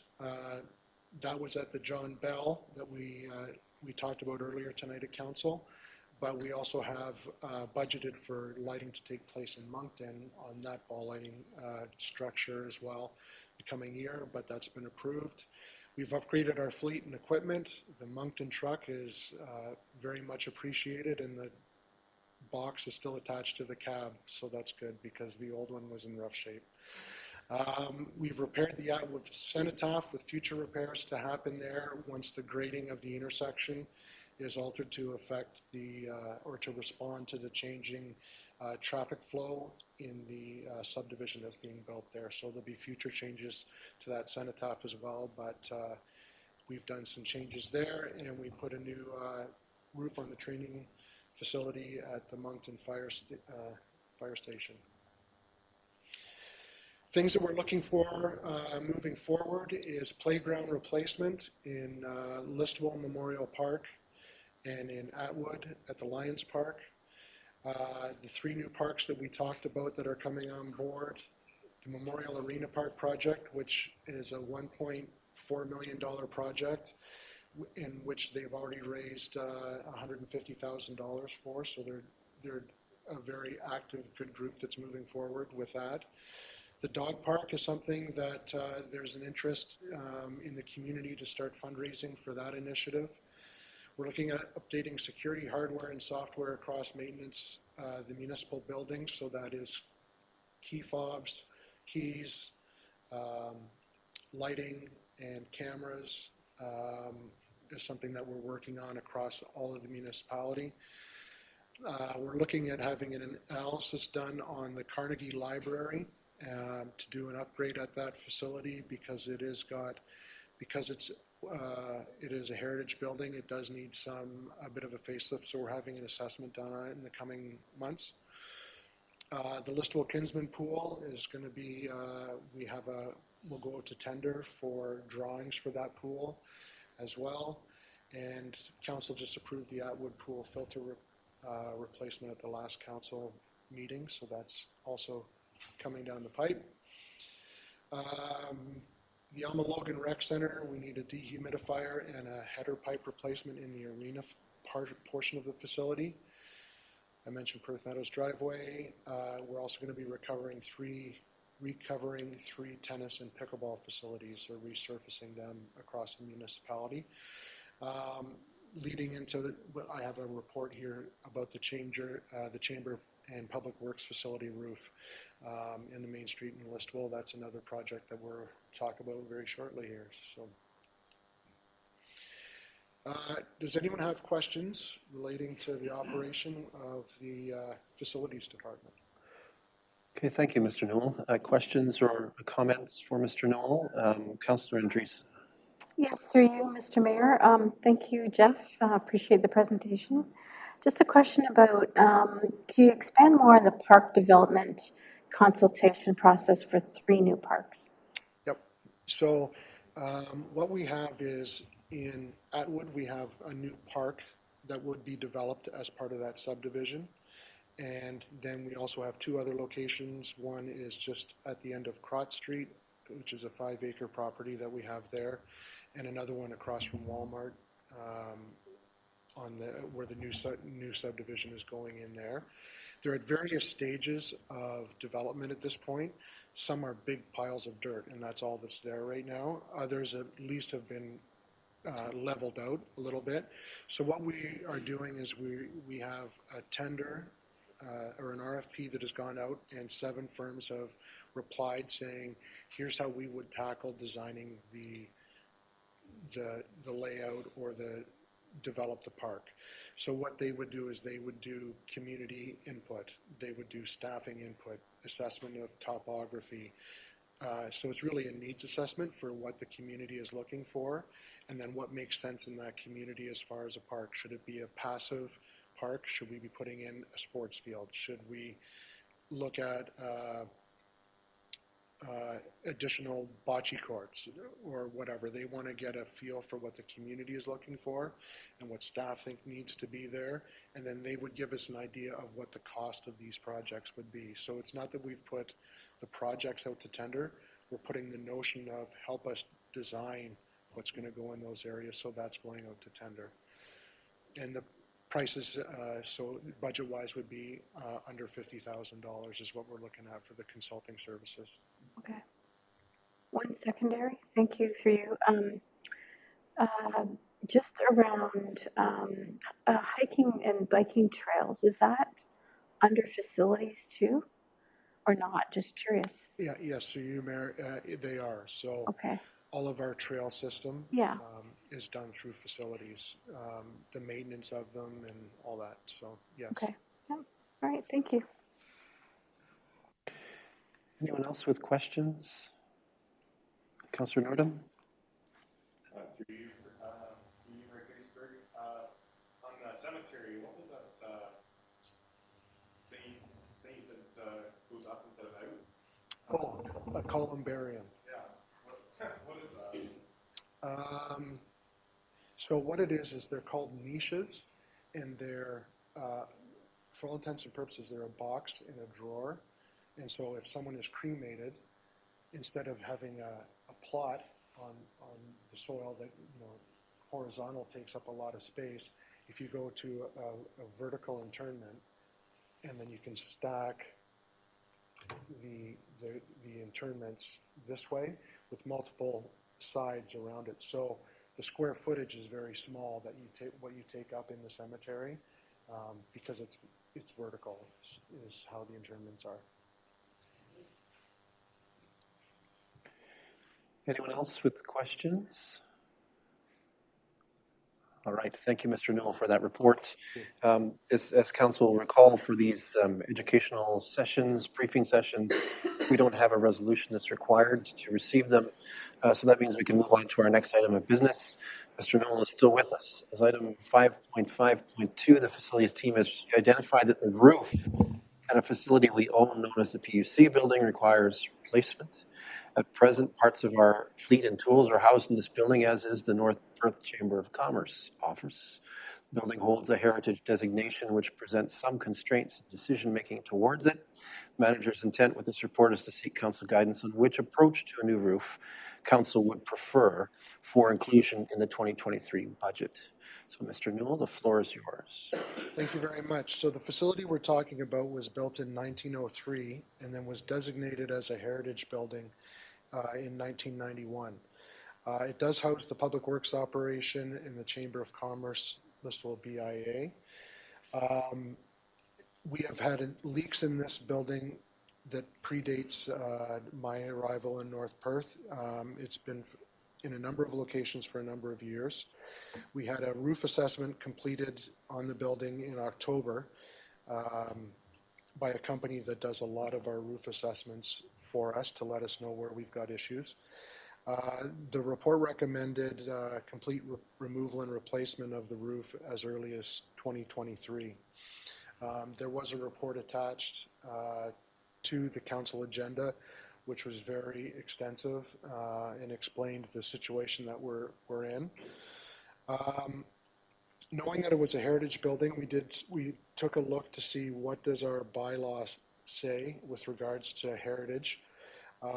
My interpretation is that the roof profile remains intact, but I don't see that it indicates anywhere what the particular roofing material needs to be.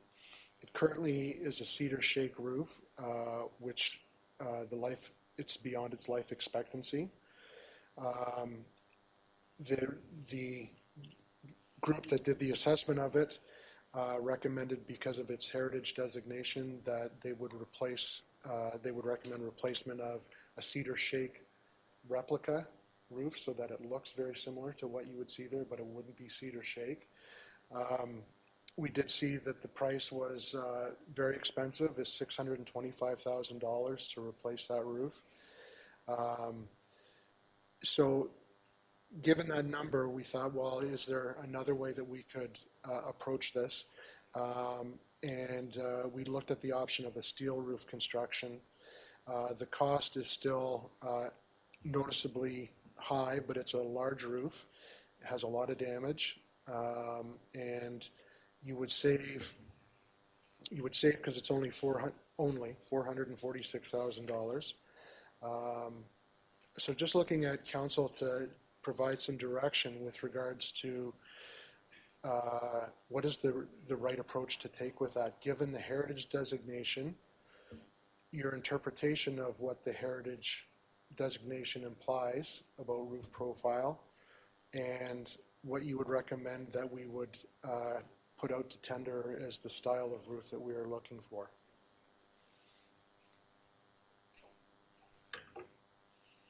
Okay, fair enough to approach us with that. Thank you. Questions or first comments? I see Councillor Richardson's hands up, so let's go there. Thanks for the report, Jeff, and through you, Mayor Kasenberg. Just wondering, the material that they're talking about, even though it's a steel roof, is that a standard barn steel, or is it like a scalloped specialty type of roof, of which we see some of them in there? Is there any sort of design to the roof itself, or is it straight cladding?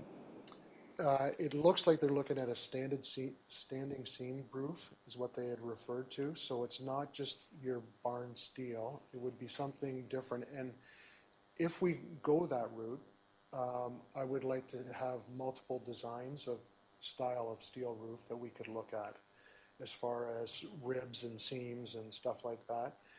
If we look at the Carnegie building downtown, also being a heritage building, it looks to have a steel roof on it as opposed to a cedar shake roof.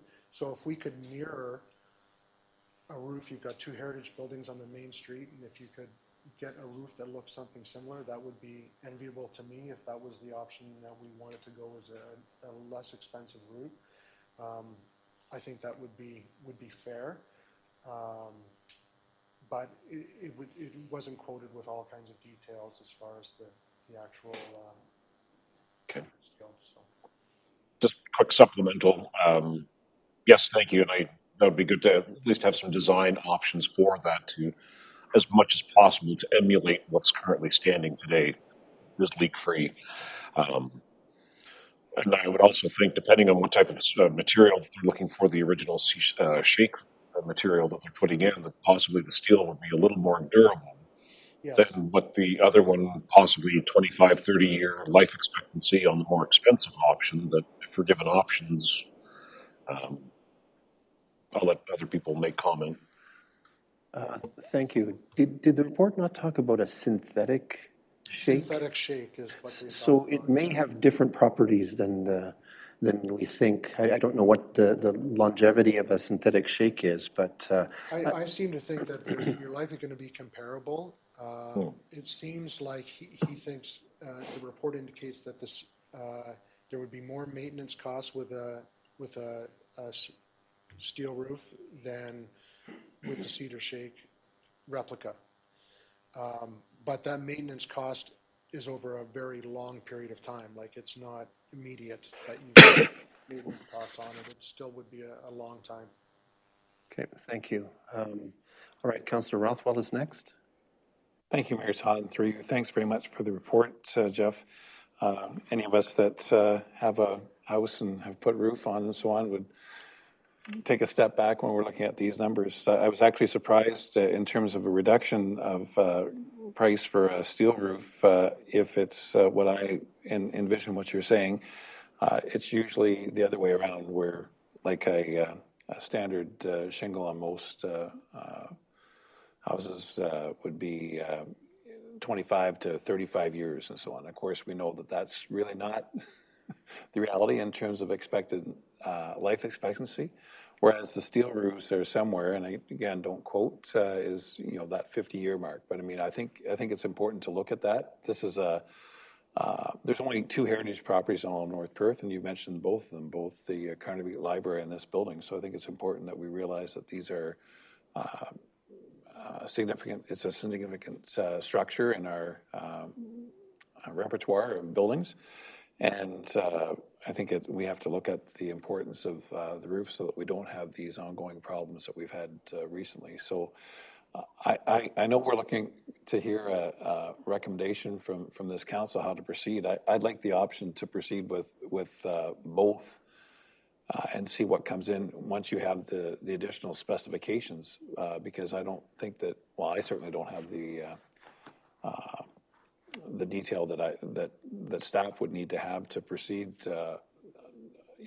other than price. I mean, that's certainly, if you're looking at to save 175,000 or something, I mean, that's a great thing to do, especially in this climate. But I don't think that's enough to look at. I think we have to look at the life expectancy, and certainly the appeal, the curb appeal, or the look, if you say, is important when we're looking at that. Because as you say, it's a large roof, and it's right along the main street. So you want it to make it look good.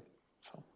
And it's a busy roof with turrets and gables and everything else. It's not an easy one. Yeah, and just lastly, this includes replacement and repair of the flat portions of the roof too, correct? At the back, right? It includes all that. We're just looking at only one portion of the change here. Is that right? In terms of, no, it would be the entire roof is what we're talking about. All right. Yeah. Okay, thank you. My first impression in listening to the dialogue between yourself and my colleagues was that there is a risk that the metal roof option will come in every bit as expensive as a synthetic shake once we get to trying to find the fancy version that we want. It could, that's right, yes. And so, yes, as one who sweats roof issues, living in a 127-year-old home, I'm squirming here, I have to admit. All right, any other questions or comments? Councillor Norden? Through you, Mr. Mayor. Yeah, I did a fair bit of research between the synthetic and the metal. They came in very similar. for hail, wind.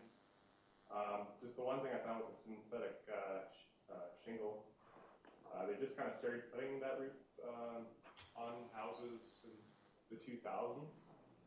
So they haven't really figured out the life.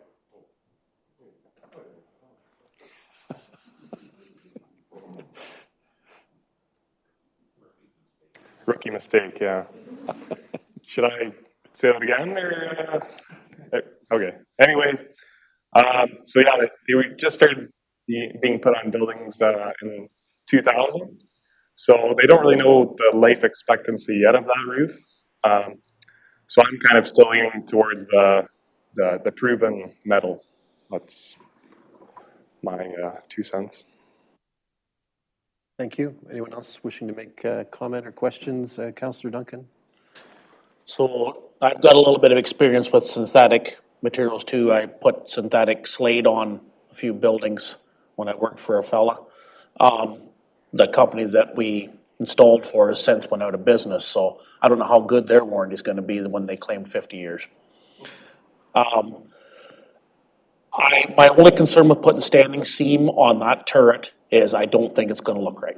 With 4 hips like that, when you put standing seam on something like that, I think it's going to turn very busy and it's not going to look good aesthetically. But on the other hand, I think there's a fair cost savings when you look at the numbers. So I think staff needs to have direction just to go back and put a hard number together with both products and we go from there.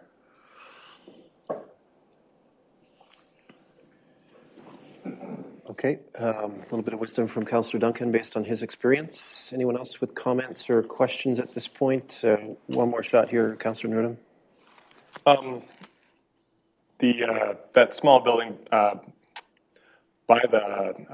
is it called the Chlorine Tower or something like that? Yeah, well, number 5 is what we know it as, but it's that building adjacent to the east of the main building. So how's the roof on that one? Like, will it look kind of? That's part of it. Oh, okay. We would do everything. Okay. Yep. Okay, Councillor Richardson is next. Yes, thank you. And one final point, I happen to agree with Councillor Duncan that maybe not to keep it open-ended, but to possibly bring back some hard numbers with actual warranty figures on the two of them, if the roofing company and their best estimate for costs of maintenance or necessary maintenance over the course of time, and even some tentative looks of the building, like the seam is what Councillor Duncan had made mention of, to take a look at that, other structures, if it's similar, to do that. Not to impose a lot, but it would be nice to see that, because it is a big chunk of money that if we're going to do it, and if the best thing to do is to put the synthetic one on, I'm totally fine with that. But it would be at least nice to have a look-see at it before we spend that kind of money, and be able to do a quick comparison of the two different styles of roofing. Thank you. Thanks, Councillor Richardson. I think you raised an interesting point here, and that is we already have sort of a consultant who's been helping us at least with the evaluation of our roofs, right? So I wonder if we need to give them a little bit of more license to help us navigate our way through this challenge by giving us a little bit of direction. Because I think Councillor Richardson's right that there may be a good opportunity to get some ideas of what this could look like and so forth. But at the same time, we're drawing out the process and asking a roofing company or companies, plural, to do extra homework that probably is beyond reasonable in the process of procurement. So we might need to think about how we achieve that outcome, and perhaps with our current consultant, they can give us a little bit of a hand, and they're already sort of contracted with us, which might make things a little bit easier, just as a thought. Okay, anyone else with comments or questions?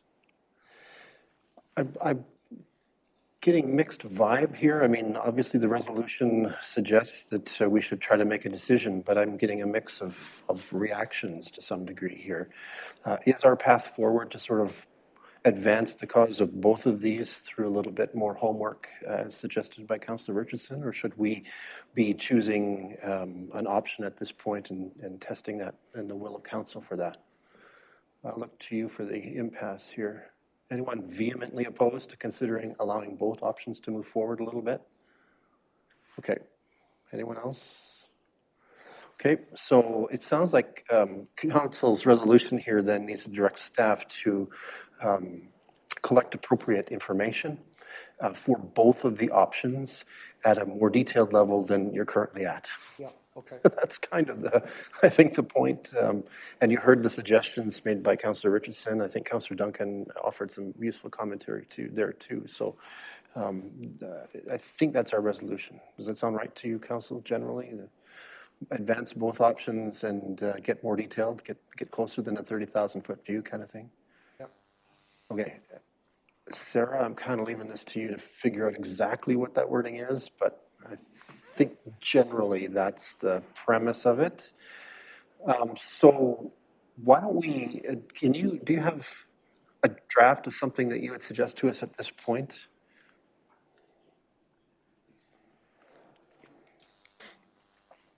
We'll see what she's got.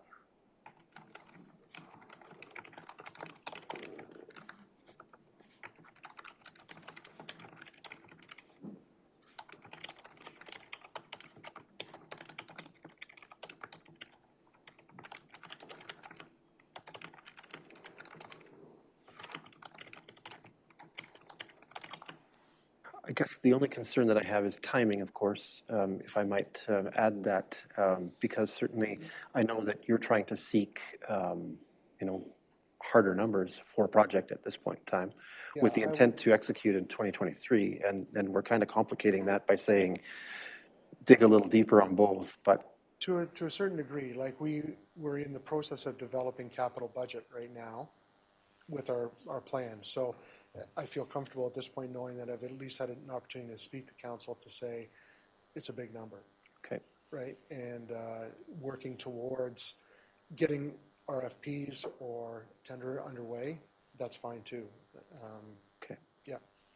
Still making me squirm about my own roof. All right. Let's see if Deputy Clerk Carter can read this off to us. That would be helpful. Yep.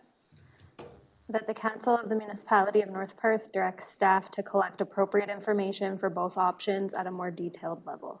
That sounds quite solid. Anyone on council want to improve that in any way? All right, I'll call for a mover on this one. Councillor Duncan, thank you, and seconded by Councillor Richardson. Any discussion further or debate at this point? Seeing none, let's have that vote.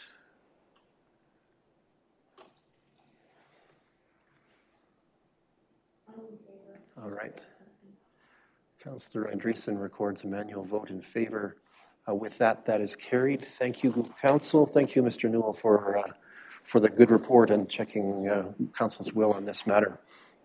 All right, that brings us, we need to skip past item 5.6, which is reports from the Manager of Environmental Services.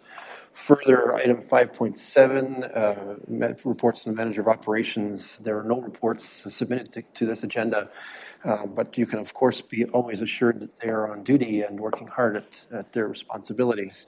That brings us to item 5.8, reports from our Manager of Development and Protective Services. And as item 5.8.1, we have a report coming from the Planning Department of the County of Perth, which brings forward some comments on an application for an official plan amendment in the Wallace Ward at property that at this time is being called Eden Grove, but was formerly the Chan Cham Temple, and before that was the Midwestern Center. See, I know a little bit about North Perth history, amazingly enough. This item is brought to our table as a first look ahead of a formal public meeting about this official plan amendment by Perth County Council. That public meeting is scheduled for January 26, 2023. I'll call on Jerica Gilbert, a planner who works on North Perth files in the Perth County Planning Department, to introduce us to this application for an official plan amendment. It is our purpose tonight to surface our concerns and make any recommendations appropriate to be reviewed by Perth County Council. So remember, this is all moving forward to Perth County Council. Planner Gilbert, the floor is yours. Welcome.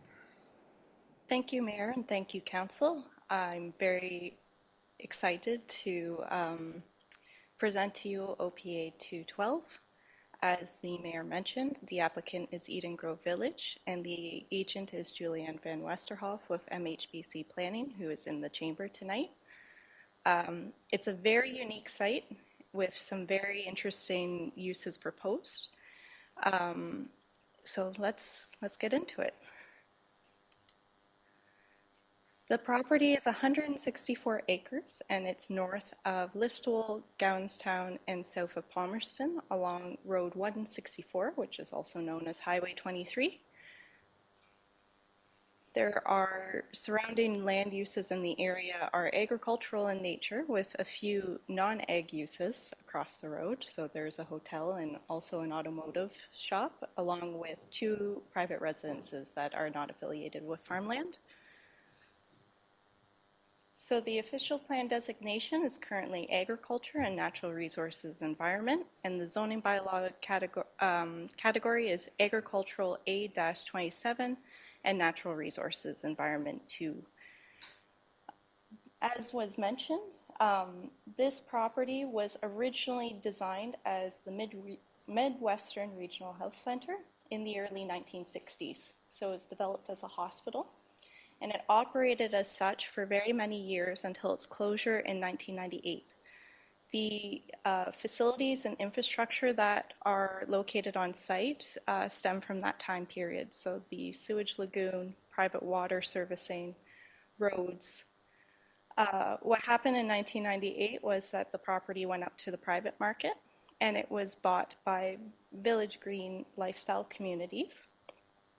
An OPA was approved in 2001. It was OPA 5. And in many respects, it's kind of similar to what is being proposed today, residential communities.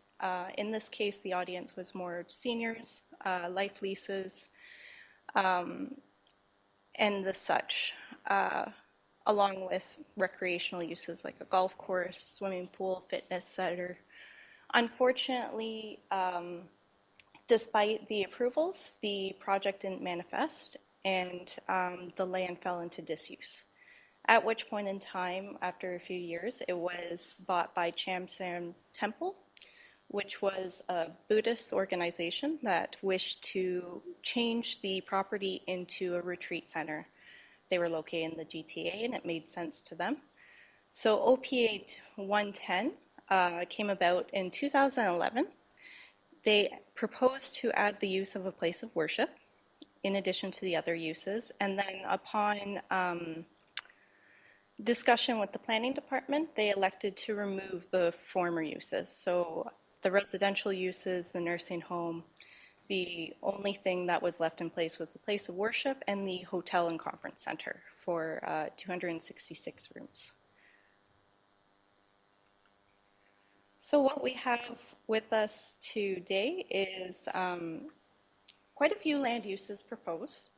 So this will all be happening under one property ownership, which is the Eden Grove Village Inc. Board.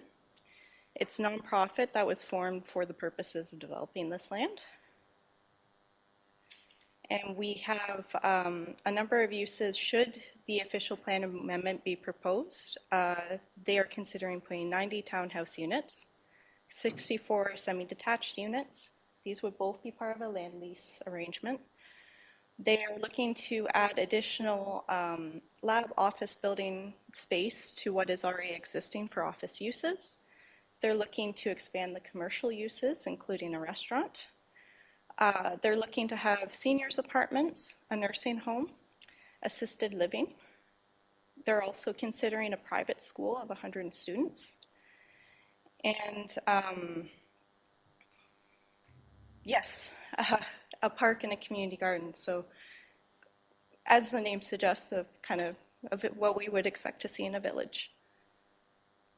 So the applicants have prepared a master plan to kind of envision what would be the land uses occurring on this site. We kind of flipped it for council tonight so you can see the orientation towards the north. As you can see, there's buffers built in for the natural heritage features on the lot, for the sewage lagoon, which will be determined at a later stage, and also for the institutional uses and the residential uses versus the commercial and passive recreational uses. The yellow line you see in the south corner will be for the minimum distance separation requirements that I will discuss later on in the presentation. So at this point in time, to give you an idea kind of the scale and what exists on the site, I've prepared some pictures. The key map on the right is to somewhat give you an orientation of where the picture was taken and what direction I was facing. This isn't exhaustive. I just kind of wanted to capture what was happening on the site. So this is the main entrance looking in off Road 164. And this is the front of the main hall that has been undergoing renovations by Eden Grove Village and was formerly started with Chamshan Temple. So this section of the units will be apartments. We're going to move inside for a bit. So this is inside where we saw before. So the doors that you're seeing around this kind of open space area will be apartments. This area here is proposed to be the chapel, and I believe is what, back when it was the Midwestern Regional Health Center, I think it was a chapel of sorts back then. A gymnasium that currently is still in the space. This is part of the industrial kitchen, which is, this is just one photo out of many. It's quite a large facility.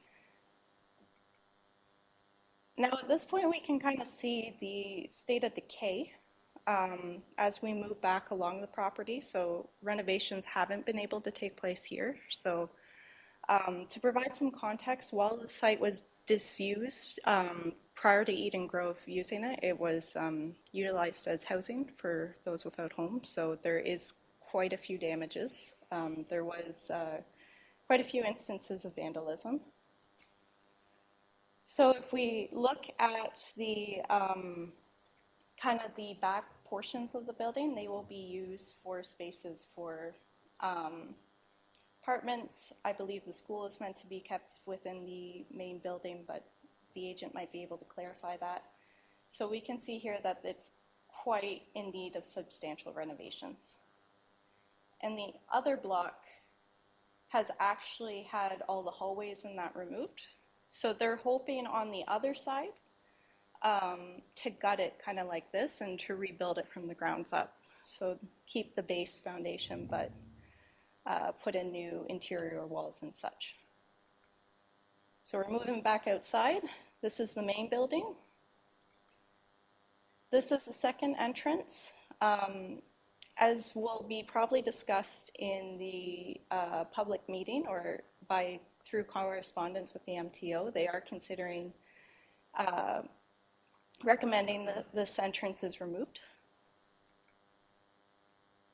These are the outbuildings. So the one on the left, the red brick, I believe at one point in time that was the lab.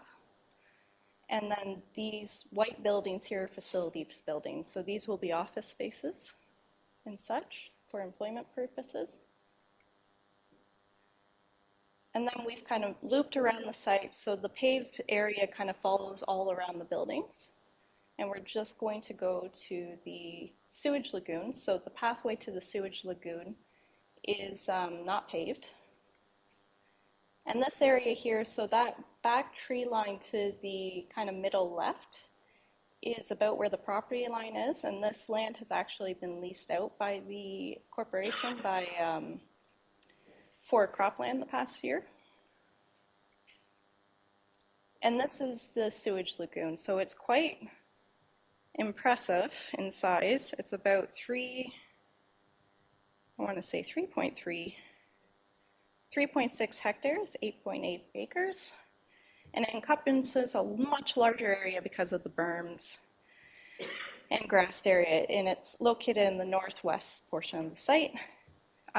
There's been no permits issued for it since the province operated the facility. An environmental compliance approval will be required from the Ministry of Environment, Conservation and Parks should the development move forward. And this is on the site looking out to the road, so you can see the hotel across the street, and then that building to the bottom right is the automotive repair. And this final photo just kind of shows the regulated area with the conservation authority. So this, there's some drainage happening at this. It's much more kind of grassy, and that the wetlands that are perceived to be on the site, which haven't been delineated, are within the woodlots. So at this point in time, there is a lot going on with this application. The planning department at this point believes that the main planning issues are how the uses are presented within the agriculture designation. And the question at the time is whether the agricultural policies within the provincial policy statement, because at this point in time we're looking to amend our official plan, we're going to be looking primarily at the provincial policy statement on ways to move forward on this. We're not sure that they entirely match up and that we have all our questions answered for moving forward.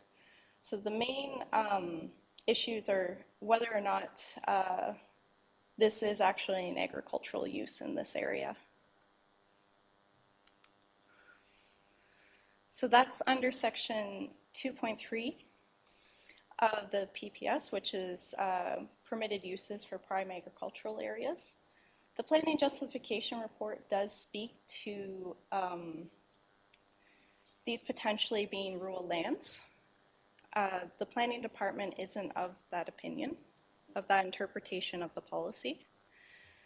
The PPS does, in fact, include requirements for non-agricultural uses in prime agricultural areas in section 2.3.6.1b. The policy requirements for these are listed in the staff planning report on page 157. We don't believe that they have been addressed by the applicant adequately. So to provide some context, rural areas can involve both prime agricultural areas, settlement areas, natural environment, and rural lands. Rural lands don't necessarily mean lands that don't have prime ag activity occurring on them. They mean lands that aren't capable of agricultural activity. This site is still technically part of the agricultural system of Perth County. So we believe that the provincial policy statement policies and goals for prime agricultural areas still applies. There is also considerations with the minimum distance separation. Minimum distance separation refers to OMAFRA's formula for ensuring that livestock facilities are adequately buffered from sensitive uses, especially institutional and residential uses.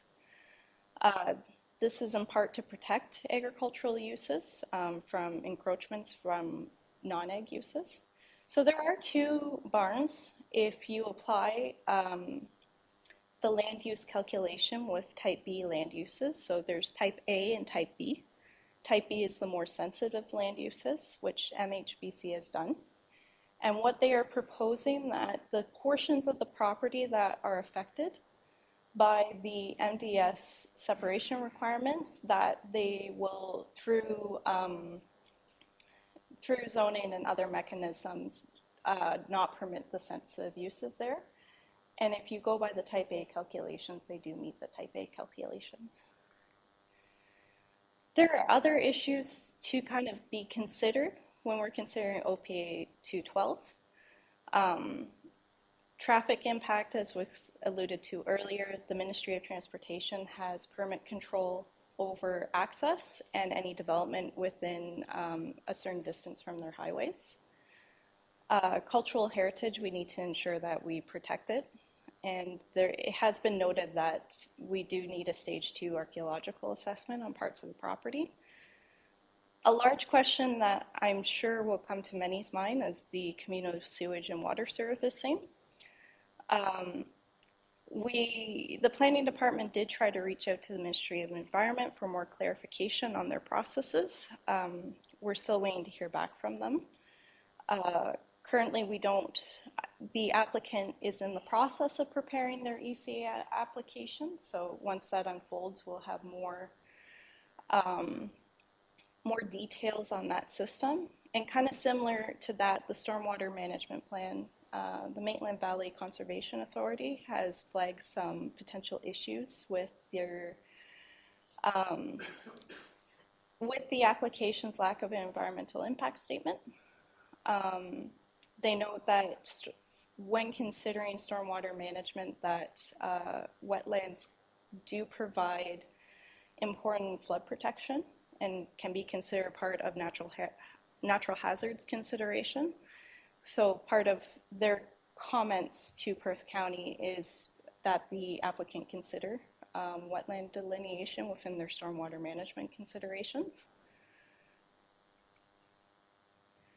But that's a very broad overview of what we're kind of looking at with this application. And as was noted before, the public meeting will be occurring on January 26th. We will be taking comments up until then and even past then, depending on the feedback that we receive at the time. I'm happy to answer any questions that council might have, and the planning department really looks forward to hearing your thoughts and views on this project. All right. Thank you for the report. Certainly it was a lot of reading, and there were some interesting nuances in this that probably are as my kids might say, oneers, sort of one-time occasions that we wouldn't see all that often. All right. So obviously our purpose is to provide any input or suggestions or feedback that can come in advance of the county council's deliberation through a public meeting on this matter and what follows from that.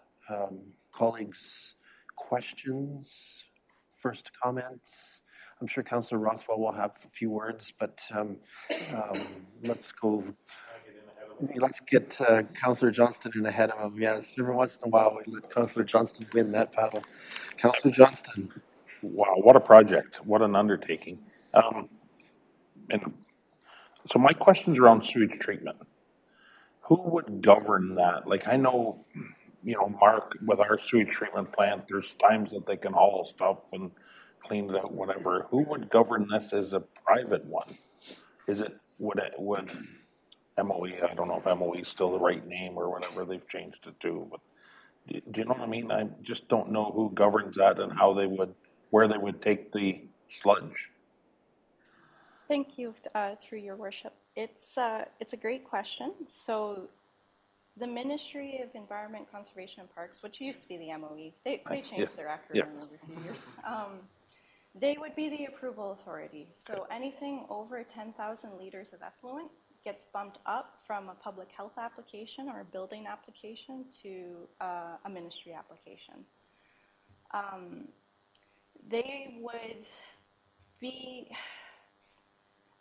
There would be some, there are definitely standards that have to be met for private communal septic systems. And that was something I was trying to kind of tease out from the ministry is as was mentioned in the report, the potential for there to be a request for a municipal responsibility agreement. If MRA was in place, the municipality of North Perth would probably have a much larger role in ensuring that inspections were happening on a timely basis, that staff were qualified and trained to do what they were doing. And also, should the system fail, potential securities to have in place in order to make sure that environmental health or the residents' health isn't adversely impacted. Otherwise, for private communal systems that don't have that in place, it will all be the ministry. Okay. Thank you. Other questions or first comments? Councillor Rothwell, you're up. Thanks, Mayor Todd, and thanks, Council. Thanks, Jerica, for your report. Again, historically, the province of Ontario is the one that established regional centers across Ontario. And as special and unique as this site is to us, there's multiple ones all throughout Ontario. And the legacy of deinstitutionalization, as it was known back in the 90s, left significant structures of this magnitude all across the province. There's a few of them still left that are in the same situation as the former Midwestern Regional Centre, such as the Regional Centre at Blenheim, for example, in further southwestern Ontario. But the next closest one would be in London, which is in the City of London, the psychiatric hospital, which was easily accommodated within the City of London. And likewise, in the just immediately adjacent to Woodstock at the time was the regional center there, which was totally redeveloped within the city of Woodstock boundaries. So it's a legacy issue. 164 acres, right in the middle, literally of not quite nowhere. It's between Palmerston and Gowanstown.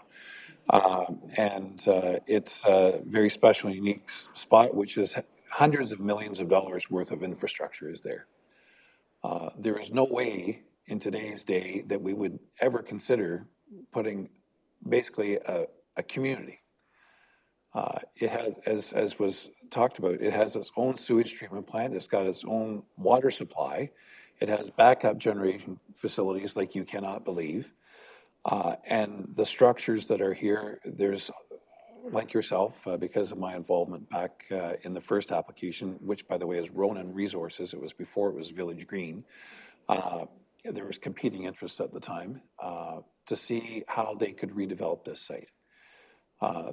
There's no surprise this is going to take millions and millions of dollars to develop, but it is a project which Councillor Johnson said, wow, what a project. It is, and you've said it as well in terms of the report itself.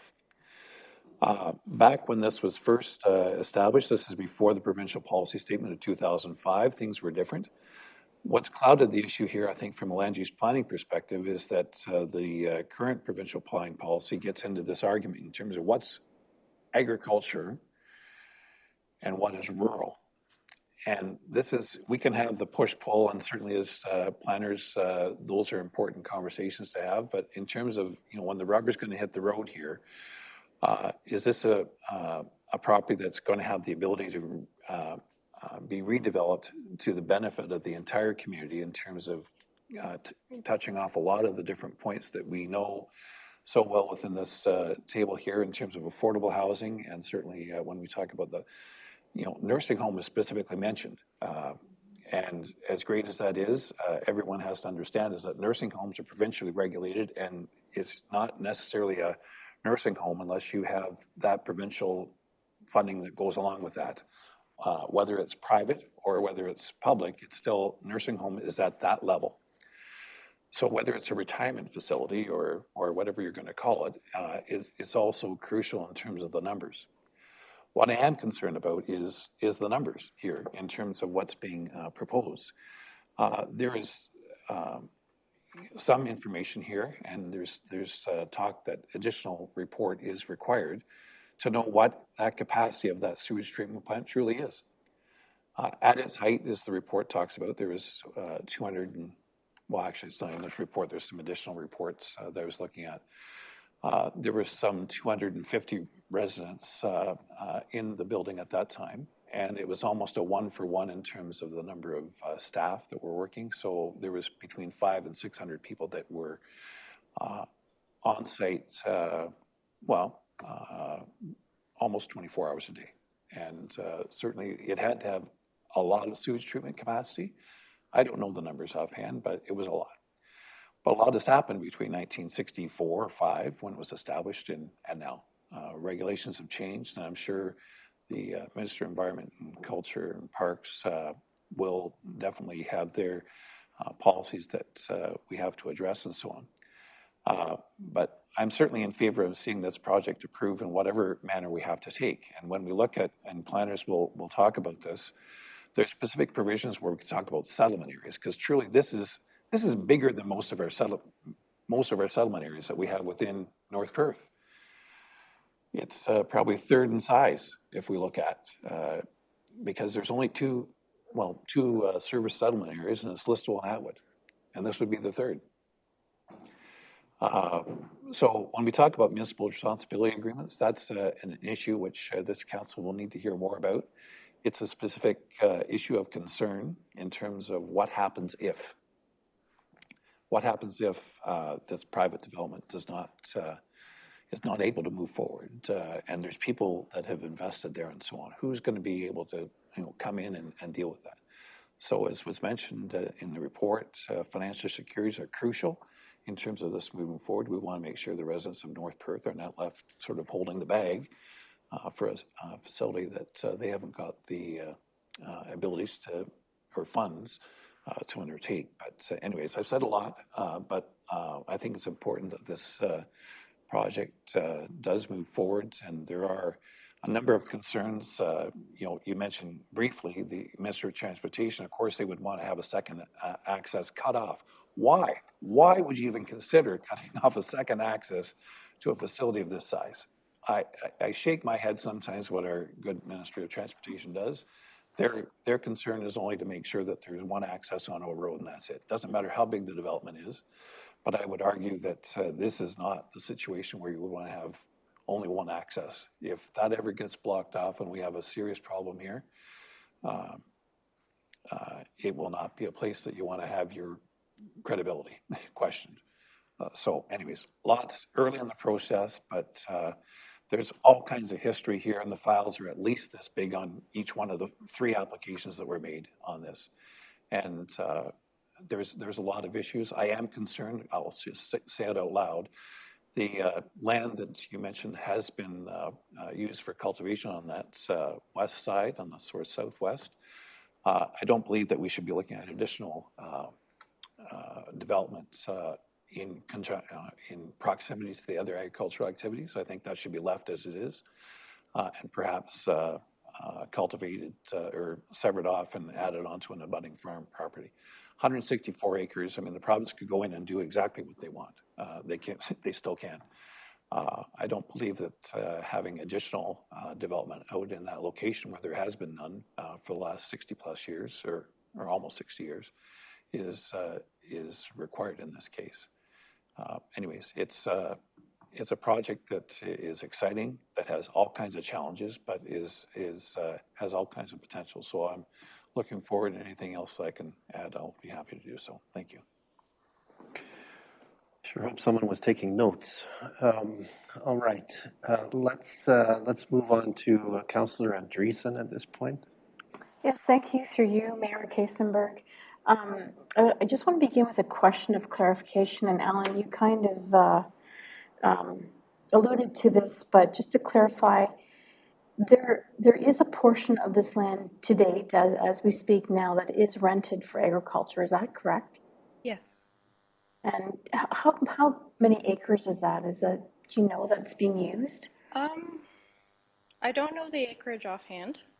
I could get you a rough estimate using the GIS software that the county has, probably to save time at this meeting at a later date, but. Okay, I wasn't sure if you knew, but at least we know that there is some cultivation happening for sure, right? Oh, yes. Okay. Oh, yeah. So I think, one of my concerns is that, we talk about, the preservation of agricultural land. We know that a portion of this land is being used for that purpose, which is to me of concern. And the fact that the setbacks from the MDS yes, close to a couple of those farms is very concerning. And I think, Jerica, you've done an amazing job of really analyzing this proposal, because you've really brought to light many of the concerns that Perth County and North Perth have to consider. And to Councillor Rothwell's point, is I think that I'm excited about the redevelopment of this project, absolutely. As a Wallace Township resident, really love to see it redeveloped. But I think, honestly, it's it's overly ambitious.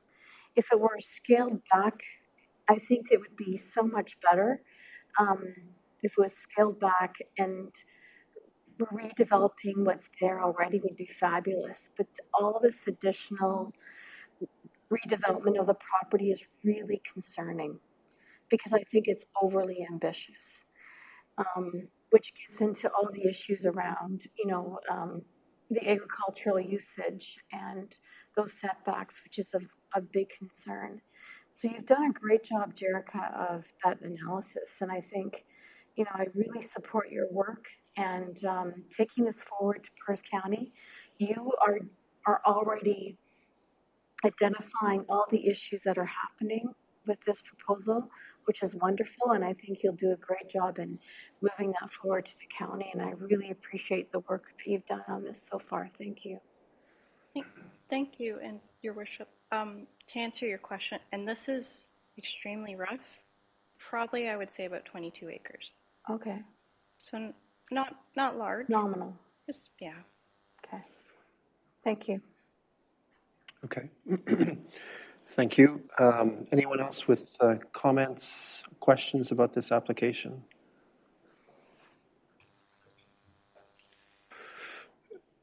Councillor Nordham? Through you, Mr. Mayor. From what I understood is that I think they're just trying to get the paperwork done now, and then it's just going to go in stages, from what I've been hearing. But that's all I'd say. Okay, thank you. Did you want to comment on that? Through you. Yes, so if we assume that the official plan amendment is passed as is, there are certain provisions in the official plan amendment that dictate how the property develops, basically. And the next major stage, and that would actually come down to North Perth Council, would be the zoning bylaw amendment. So rezoning the property to, so you're right, there is probably going to be changes to this proposal over time. That's all I have to add. Thank you. Okay, thank you. I heard concerns about sort of the infrastructure, the water and waste infrastructure there. It sounded like there could be some implications for the municipality and for its, or it could be injected into a supervisory role, as I understood what you said. I gather that there's some concern about that capacity. And when we talk about staging it, it kind of interested me because I don't know whether up front the developer is sort of required to sort of move the infrastructure to the state that would be required at the end of the stages, or whether that is also a staged thing. But certainly that is of some interest to me because I would imagine that it's entirely possible in 2023, even if you use the existing structures, that you could exceed the rated capacity in waste management, in water, whatever. I could be wrong. I don't know the answer to this, right? It's a question. But I think it's an important question at this point to sort of understand how that infrastructure would be put in place. Because certainly, municipalities plan that way, right? We have to think about the infrastructure that is going into the ground to support planning applications. And so I find myself curious there. I think the other piece that I wanted to really ask about, that was an opinion. The other piece I wanted to ask about was the issue of this agricultural use. And you've sort of injected the concern about the provincial policy statement and that this may not be consistent with the PPS, which I think we tend to believe. And I look to Councillor Rothwell for a little bit of either moral support or instruction, is kind of overriding. Like at the end of the day, the PPS is very important to planning decisions that are made in Ontario. And if in fact it is interpreted that this project is in conflict with some of the instructions from the PPS, I don't think even if we had an official plan that countered it, we would be in good state. I think the province would probably object if I understand my process properly.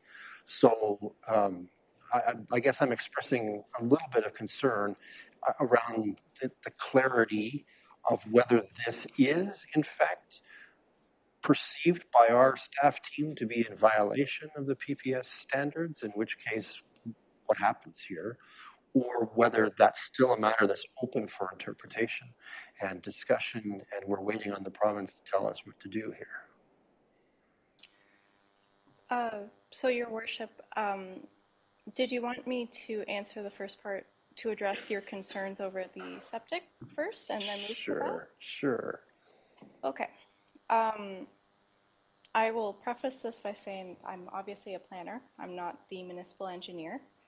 We did have the municipal engineer look over the functional servicing report very briefly, because in his mind, the planning questions over the designation through the official plan was more pressing at the time.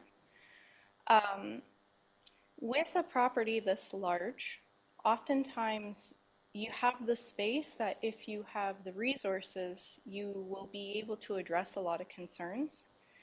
That isn't to say that there aren't concerns that might affect this project. We don't, like for instance, the functional servicing report recommends that there's CTV footage of the piping because the piping is original. We don't know the state of it. Kind of further to that, in order for them to develop this property further, especially with the residential and institutional uses, they will have to get ministry approval. Now, the thing with the municipal responsibility agreement is if the ministry requires it, based on my discussion with other municipal staff members from other places, there have been OMB decisions where a municipality can't be forced to enter into an agreement. So if the municipality of North Perth was interested in that, staff would obviously engage a lot more in ensuring that it was appropriate for North Perth to be party to that agreement at that point in time. And I think that's all I'm going to say at this point, just because there are still a lot of unknowns. The second part of your concerns, so I believe what you're identifying is that the provincial policy statement is basically a collective statement on how we agree land use in Ontario should go. It is possible if Perth County was to pass an official plan amendment that the province didn't believe to be in the spirit of the provincial policy statement, the province could appeal. Whether or not they would do so is hard to say, especially for a need for housing.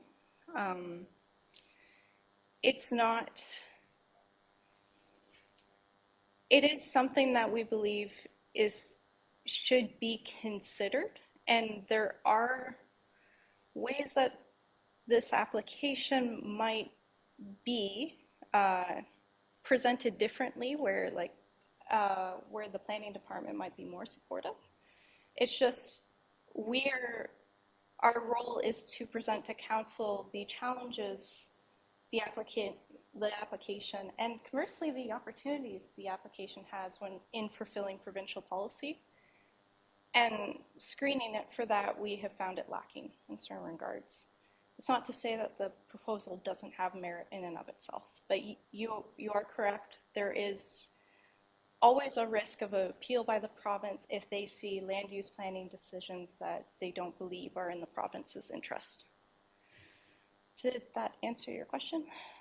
Sort of, but let me pick up on, thank you. It was a very good explanation. Let me pick up on something that Councillor Andreessen was asking about then and just chase it to its natural conclusion. Right now, a portion of the acreage is being used for agriculture. There are other significant green spaces on that property that I have no idea what the state of the soil is, whether it's appropriate for agriculture, whether it could be used that way. I would turn to my colleagues who could comment on such matters, but I'm just speculating, right?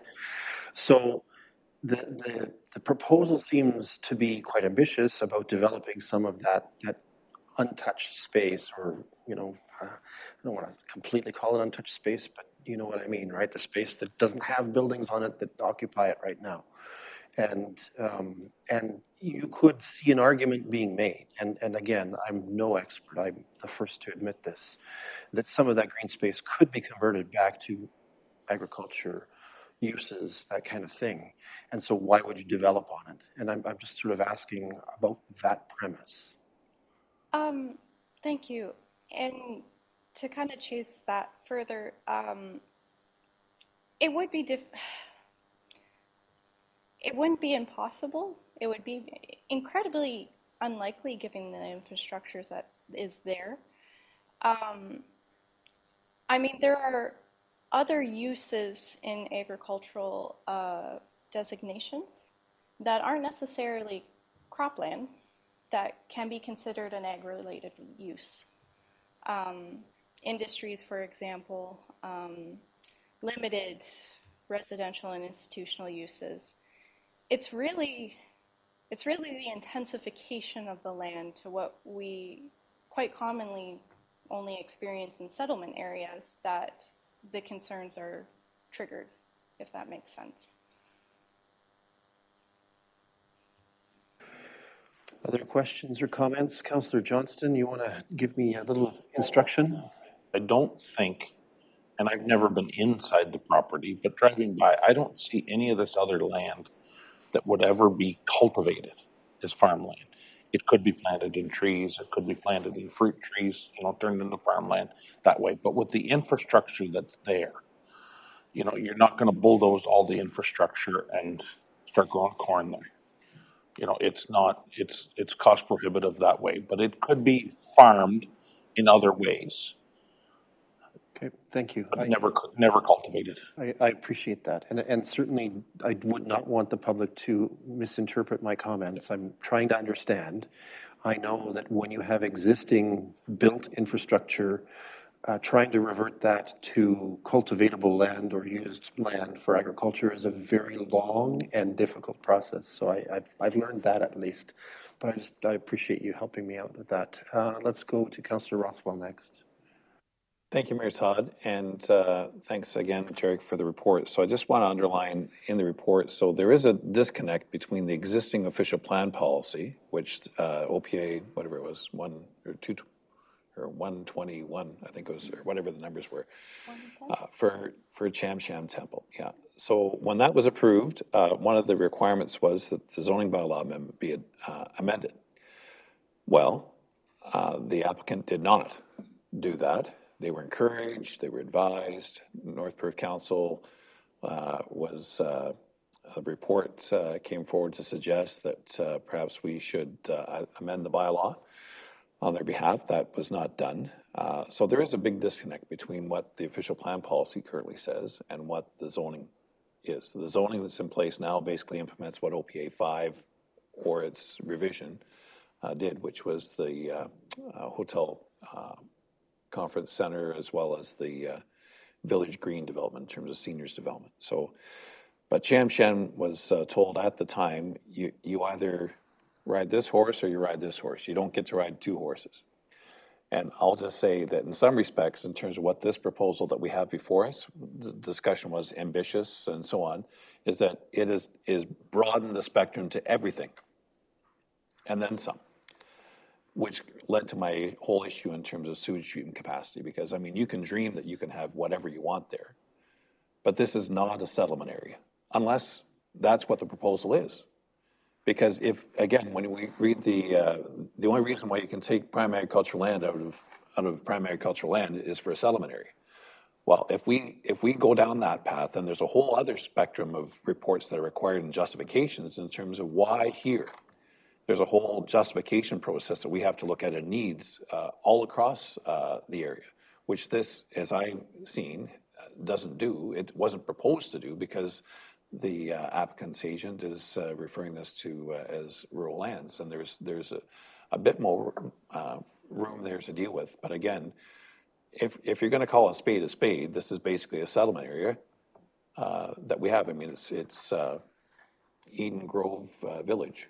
So again, when we look at size and scale, If that's what we need to do to address the issue of agricultural land and potential conflict for land use, then I think we need to look at that. I'm not saying it can't happen. I'm just saying that there's a lot of work to make it happen.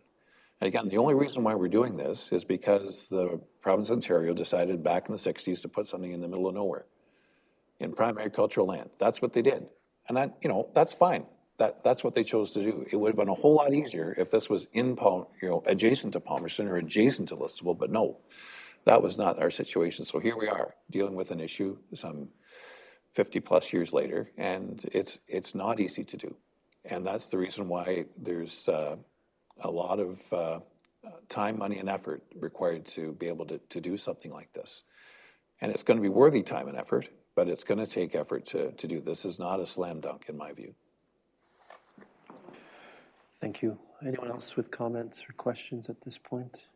Okay, so I think we've heard a number of feedback items from council, some of which probably are underinformed, as in from me, and some of them which are probably quite informed, as in from Councillor Rothwell. But I trust that that is helpful to you in moving this forward to the county's presentation. Let me just quickly confer with CAO Snell. Is there any desire or need or warrant for this council to actually send written comments of the nature that we exchanged in dialogue tonight to Perth County Council for that public meeting?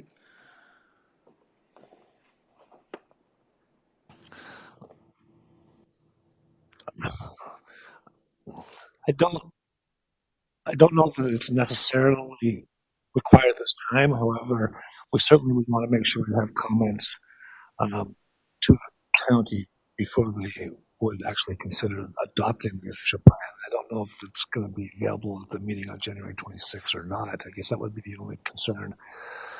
So I would certainly, I guess our comments could be at this time is that we certainly would like to have additional comments to the county after the public meeting prior to the adoption of the official plan amendment. That would give us, at least protect us somewhat before our appeal rights on this going forward.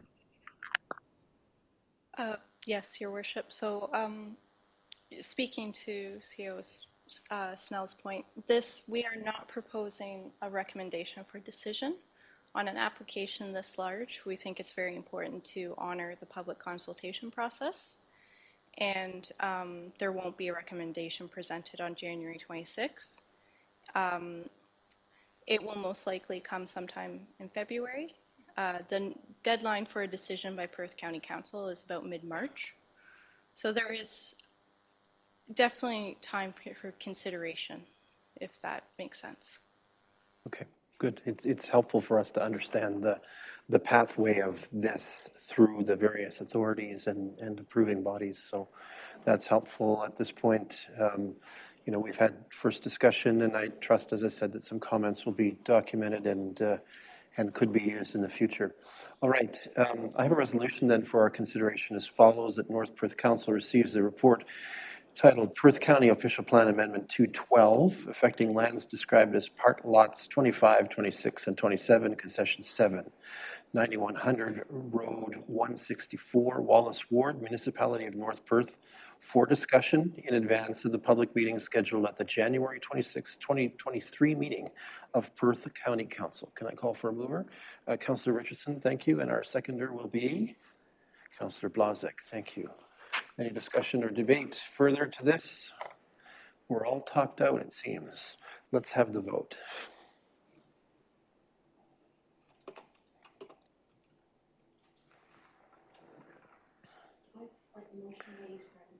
Thank you. Councillor Andreessen registers a manual affirmative vote, and with that, it is carried. Thank you very much. Thank you for all the work, too. I think you got a sense from the rest of council that there's a great appreciation for the current state of the file, which is helpful. All right, let's look at item 5.8.1. For this matter, council is asked to approve an exemption from part lot controls submitted by O'Malley Homes for lands in an emerging subdivision in the Elma ward, and to issue a bylaw confirming that action. You'll see that Jerica is still with us. She still works on North Perth files. She worked on this one, and the floor is yours to explain it.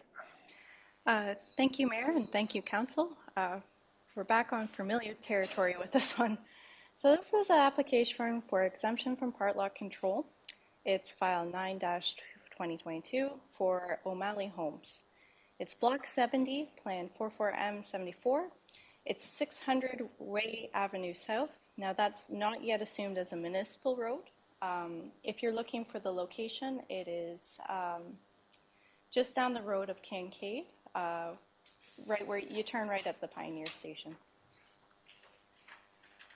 So what the applicant is looking to do today is to obtain council's permission through a bylaw to exempt the parcel from part lot control in order to create new lot lines. So section 50.5 of the Planning Act gives municipalities part lot control, which is essentially the need for landowners to obtain consent through the municipality to divide land or create an interest in land.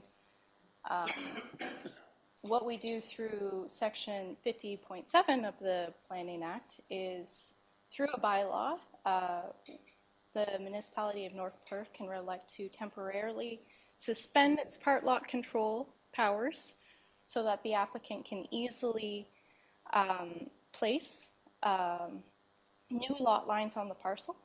We do this in a number of specific scenarios, oftentimes when other planning applications have been completed, such as a plan of subdivision and zoning bylaw amendments with a public planning process. And the nature of the subdivision isn't changed from what they initially told us. So in this circumstance, this was subdivision 18-03, which gained approval in 2020. It's in Special Policy Area E of the official plan, which is an extension of the urban fringe and permits residential uses like this one. The zoning is residential zone 5 with special provision 15 to allow semi-detached units. Now these are street townhouses. The red lines, hopefully it's clear, the red lines will create 1 unit each of a street townhouse development. The blue lines are so that the property owners are able to access their backyards, so the interior lots. As you can see, construction has begun, which is something else we like to see for part lot control applications, because especially for semis and townhouses, the foundations should be in so that we can tell where the surveyor can tell where, and the builders can tell where the property lines are going to be. The planning department is recommending approval of this application, and I'm happy to provide any additional comments or answer any questions that may arise from council. Thank you. All right. Council, questions or first comments on this one before we consider 2 resolutions related to this matter? Okay, I have a resolution related to approval as follows: that the Council of the Municipality of North Perth approves the application by O'Malley Homes, Waterloo Inc. for the exemption of part lot control on lands described as Block 70, Plan 44M74, known as 600 Ray Avenue South, Elma Ward, Municipality of North Perth. If the proposed bylaw is adopted, it shall be forwarded to the County of Perth for approval. Can I call for a mover? Councillor Duncan, thank you, and Councillor Richardson will be our seconder. Any discussion or debate on this one? Seeing none, let's have that vote.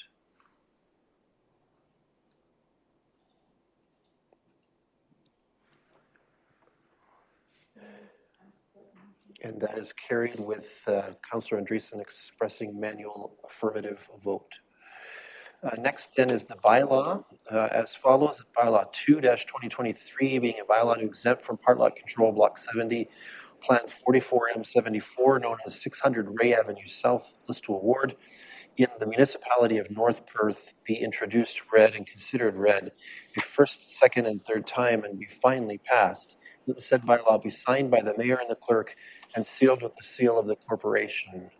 This is not the Listowel Ward, it's in the Elma Ward. Yeah. So we need to adjust that. Colleagues, in the written text it says Listowel Ward, but this is the Elma Ward. Can I call for a mover on this one? Councillor Blazek, thank you, and Councillor Rothwell will be our seconder. Any discussion or debate? Seeing none, let's have that vote. And Councillor Andreessen is still experiencing e-scribe woes, but she votes in favor, and that is carried. Thank you. We finally hit agenda item number 6. Is it appropriate to use the adverb finally? I don't know. We're at agenda item number 6. For item 6.1, councillors, are there any reports that you would like to ask of staff or of our committees? Councillor Rothwell. Thanks, Mayor Todd. And this is not necessarily a request for report, but just with the blizzard activity that we had over Christmas there, a lot of people were relying on the Perth County Roads Twitter feed.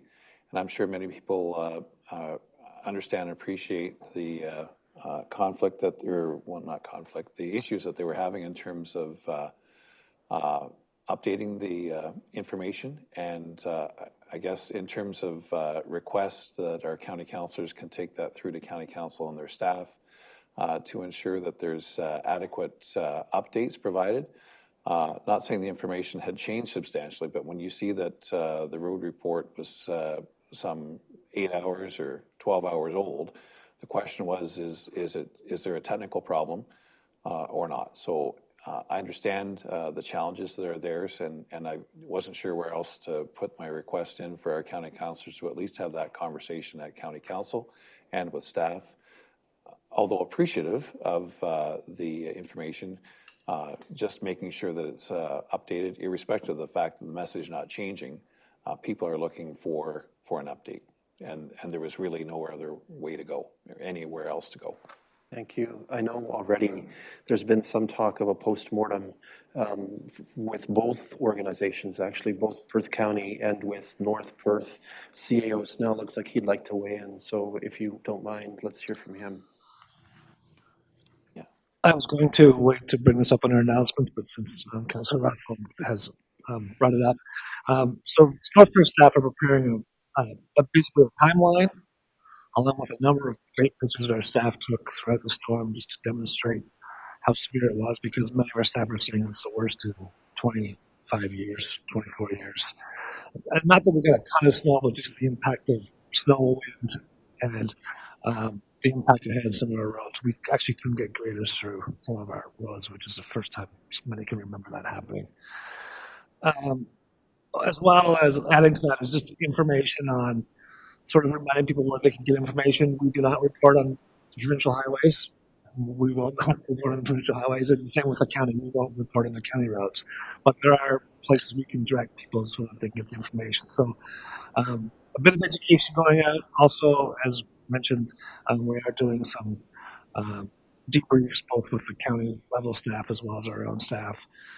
Generally, I think it went fairly well, other than we all had information that the storm was coming, and we still had way too many people traveling on all our roads during the event.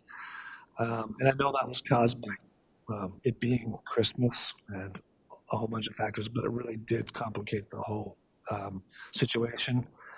And I think as a result of it being Christmas, not only, certainly we had our full resources out doing snow removal, but I think there was a lot of our partners, for example, even some of our media partners were not staffed as they regularly would be because of the time of year. So somebody said to me today it was a perfect storm, which is a bit of a pun. But we are providing some information that I think council will find interesting, and we will follow up on some of the suggestions we've heard. Thank you. Yeah, and it has been raised, as I said, with the county. I think both Deputy Mayor Kellum and I have probably sent notes to the county asking for some post-action effort. Councillor Andreessen? I just want to add in terms of the comments so far is just around the usage of Twitter. Not everyone uses Twitter. And so it really limits the communication ability when we're only using that platform. And more people use platforms like websites to access information. So that's another concern that I would also want to voice, is that yes, they I mean, well, it wasn't as timely as you were wanting, of course, or our residents are wanting, but at the same time, those who weren't even on Twitter have no idea how to access it. So that's a concern for accessibility that I would want to raise from a county perspective. Yep, noted. Thank you. And if I'm following the popular media properly, I understand that Twitter is experiencing some challenges these days. Councillor Richardson. Just very quickly, I'll add to that. Thank you, Mayor Kasenberg. What Councillor Andreessen and Rothwell have made mention of, because you stole all my thunder, because I was going to raise that whole point this evening. The only other thing is about, I also agree that Twitter is it's great for the people who are on it, but it's absolutely dreadful for the people who are not. And also, CAO Snell had made mention of, even though we don't report on provincial highways, we know that. The lion's share of the population don't know that. What's going on with 23? Oh, that's a provincial road. We don't look after that. Well, it runs into Perth, and it just made it. It's far too confusing the way it is now. But if you're bringing something forward, I'll be quiet about it. But trying to do something to get the provincial highway in, like from 511, even it wasn't updated for quite a while. Ontario 511 for the road conditions. It was quite problematic for a while, and I'm quite certain that the time of year compounded that. So, thank you. Okay, thank you. Anyone else under item 6.1 with a request for report from staff or committees? Not seeing that, so let's move to item 7. Good news is we can move right on from that. We have no additional items of correspondence. Let's move to number 8, which is bylaws. We don't have any extra bylaws on the agenda, so we can move past that. That brings us to item 9. Any members of council wishing leave to give notice of motion tonight? Okay, that means we can move on to item 10. Are there any announcements that would be of benefit to our community or that reflect well on North Perth at this time? Councillor Andreessen. Yes, thank you. Through you, Mayor Kasenberg. As chair of the Budget Committee for 2023, just want to encourage and invite everyone to be aware that we're hosting our first budget visioning session on Wednesday this week, January the 11th. And we will begin here at 7:00 p.m. here in the chambers. Just to prepare for that event on Wednesday, I want to encourage everyone on council to do some preparations in advance. So that will include starting off with each councillor sharing 3 key items that they would like to see addressed in the budget. It can be capital, it can be operational. It's up to you to, how you want to identify that. We will go around the circle and we will do a mechanism to record everyone's ideas so that we can see that visually. And then there will be a second round where if there's something that wasn't addressed that you feel should be added, we would entertain 1 or 2 additional items after that in the second round. So I just want you to do some pre-thinking and preparations in advance of that and look forward to your ideas to contribute to the 2023 upcoming budget. Thank you. Thank you, Councillor Andreessen. Anyone else with announcements under item 10.1? CAO Snell. Just like to recognize both municipal staff and our partners for their actions during the storm. And I know it wasn't perfect, but certainly a number of our staff, both in operations and road operations and operating learning centers, both in municipal and Moncton, gave up their basically Christmas Eve to try and keep the roads as open as possible for emergency services. We rescued several ambulances and police cars trying to do their job during the event of the storm, as well as had over 20 stranded travelers here in this chamber and had 14, I believe, in Moncton, as well as a number of pets in locations. Just want to give a special thank you. I've thanked all the staff personally myself that operated the learning centers, but I just wanted to make the public acknowledgement. Thank you, CAO Snell. And you referred earlier to having your thunder stolen. That was where I was going to go next. So certainly, I think on behalf of this council, and I see a lot of nodding heads, there's a great appreciation for what happened in what was a pretty monumental weather event in North Perth. And yes, we are encountering those who are a little bit frustrated with communications and with actions that may have happened or not. But I think a lot of exemplary work was done, and in a season of goodwill, a lot of it was shown, which is very characteristic of our community. And so there's a lot of appreciation that, on behalf of this council, I can express to CAO Snell and to all of the staff in North Perth who contributed. I'm not sure about the extent of volunteers, but if there were a number of volunteers involved, then certainly we're grateful to them as well at this hour. And we commend them for all they did. They made a difference. All right. We'll move on then to item 11 on our agenda. We have one matter to be considered in a closed session of council. I'm going to read the resolution that explains and enables our action to enter closed session at this point as follows: that the council of the municipality proceeds in camera at, we better look at the right clock, 10:26 p.m.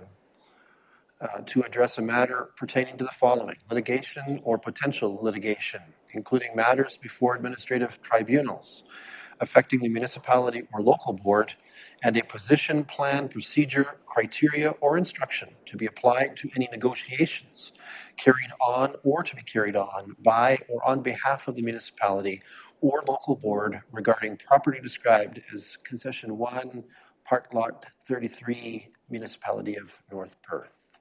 Can I call for a mover on this? Councillor Anstett, thank you. Councillor Nordham will be our seconder. Any discussion or debate about this one? Seeing none, let's have that vote.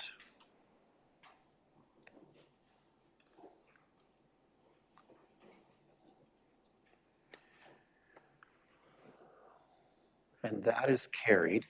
And with that, then we will enter into closed session. Those who are not invited to participate are at this point asked to exit from either communication through our conferencing technology or within the chamber. And we will adjust the settings on the AV panels so that we are not sharing this session with the outside world at this point. Just give us a few moments to make those adjustments.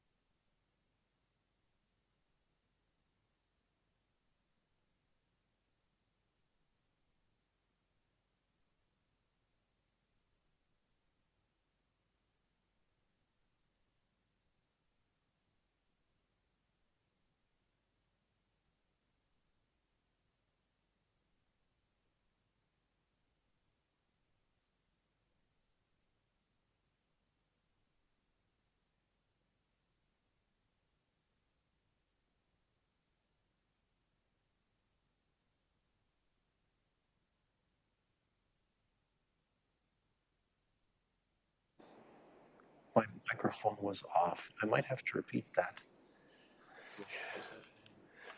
We have exited closed session. For item 12, I can confirm that council did discuss the matter identified in our enabling resolution for a closed session meeting of council and did give staff direction pertaining to the matter, the essence of which will remain confidential at this time based on our reason for entering closed session. Okay, now we're at the confirmatory bylaw. Most of us know what it's about, so let's just move forward. I have a resolution here that bylaw number 3-2023 being a bylaw to confirm generally previous actions of the Council of the Municipality of North Perth be introduced, read, and considered read a first, second, and third time and be finally passed, and that the said bylaw be signed by the mayor and the clerk and sealed with the seal of the corporation. Can I call for a mover on this one? Councillor Rothwell, thank you. And Councillor Richardson will be our seconder there. Any discussion or debate on this one? Seeing none, let's have that vote.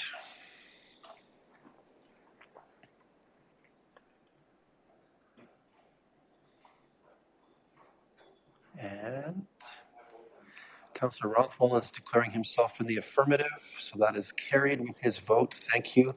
And that means we've come to the magic moment of adjournment. We have completed all the deliberation and taken action on the business that was put before us. So our last duty is to adjourn as follows: that the council meeting adjourns at 10:45 p.m. to meet again for general council business on Monday, January 16th, 2023 at 7 p.m. And I call for mover, Councillor Blazek and Councillor Noordam. They're grateful that we're getting this done. And let's have that vote.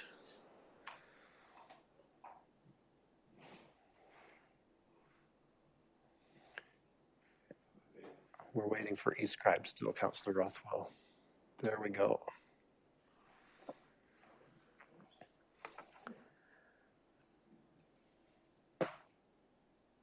And that is carried. Thank you. Council, we meet again Monday, January 16th, 2023. Between now and then, we have our budget meeting Wednesday evening. But until that point, we are adjourned.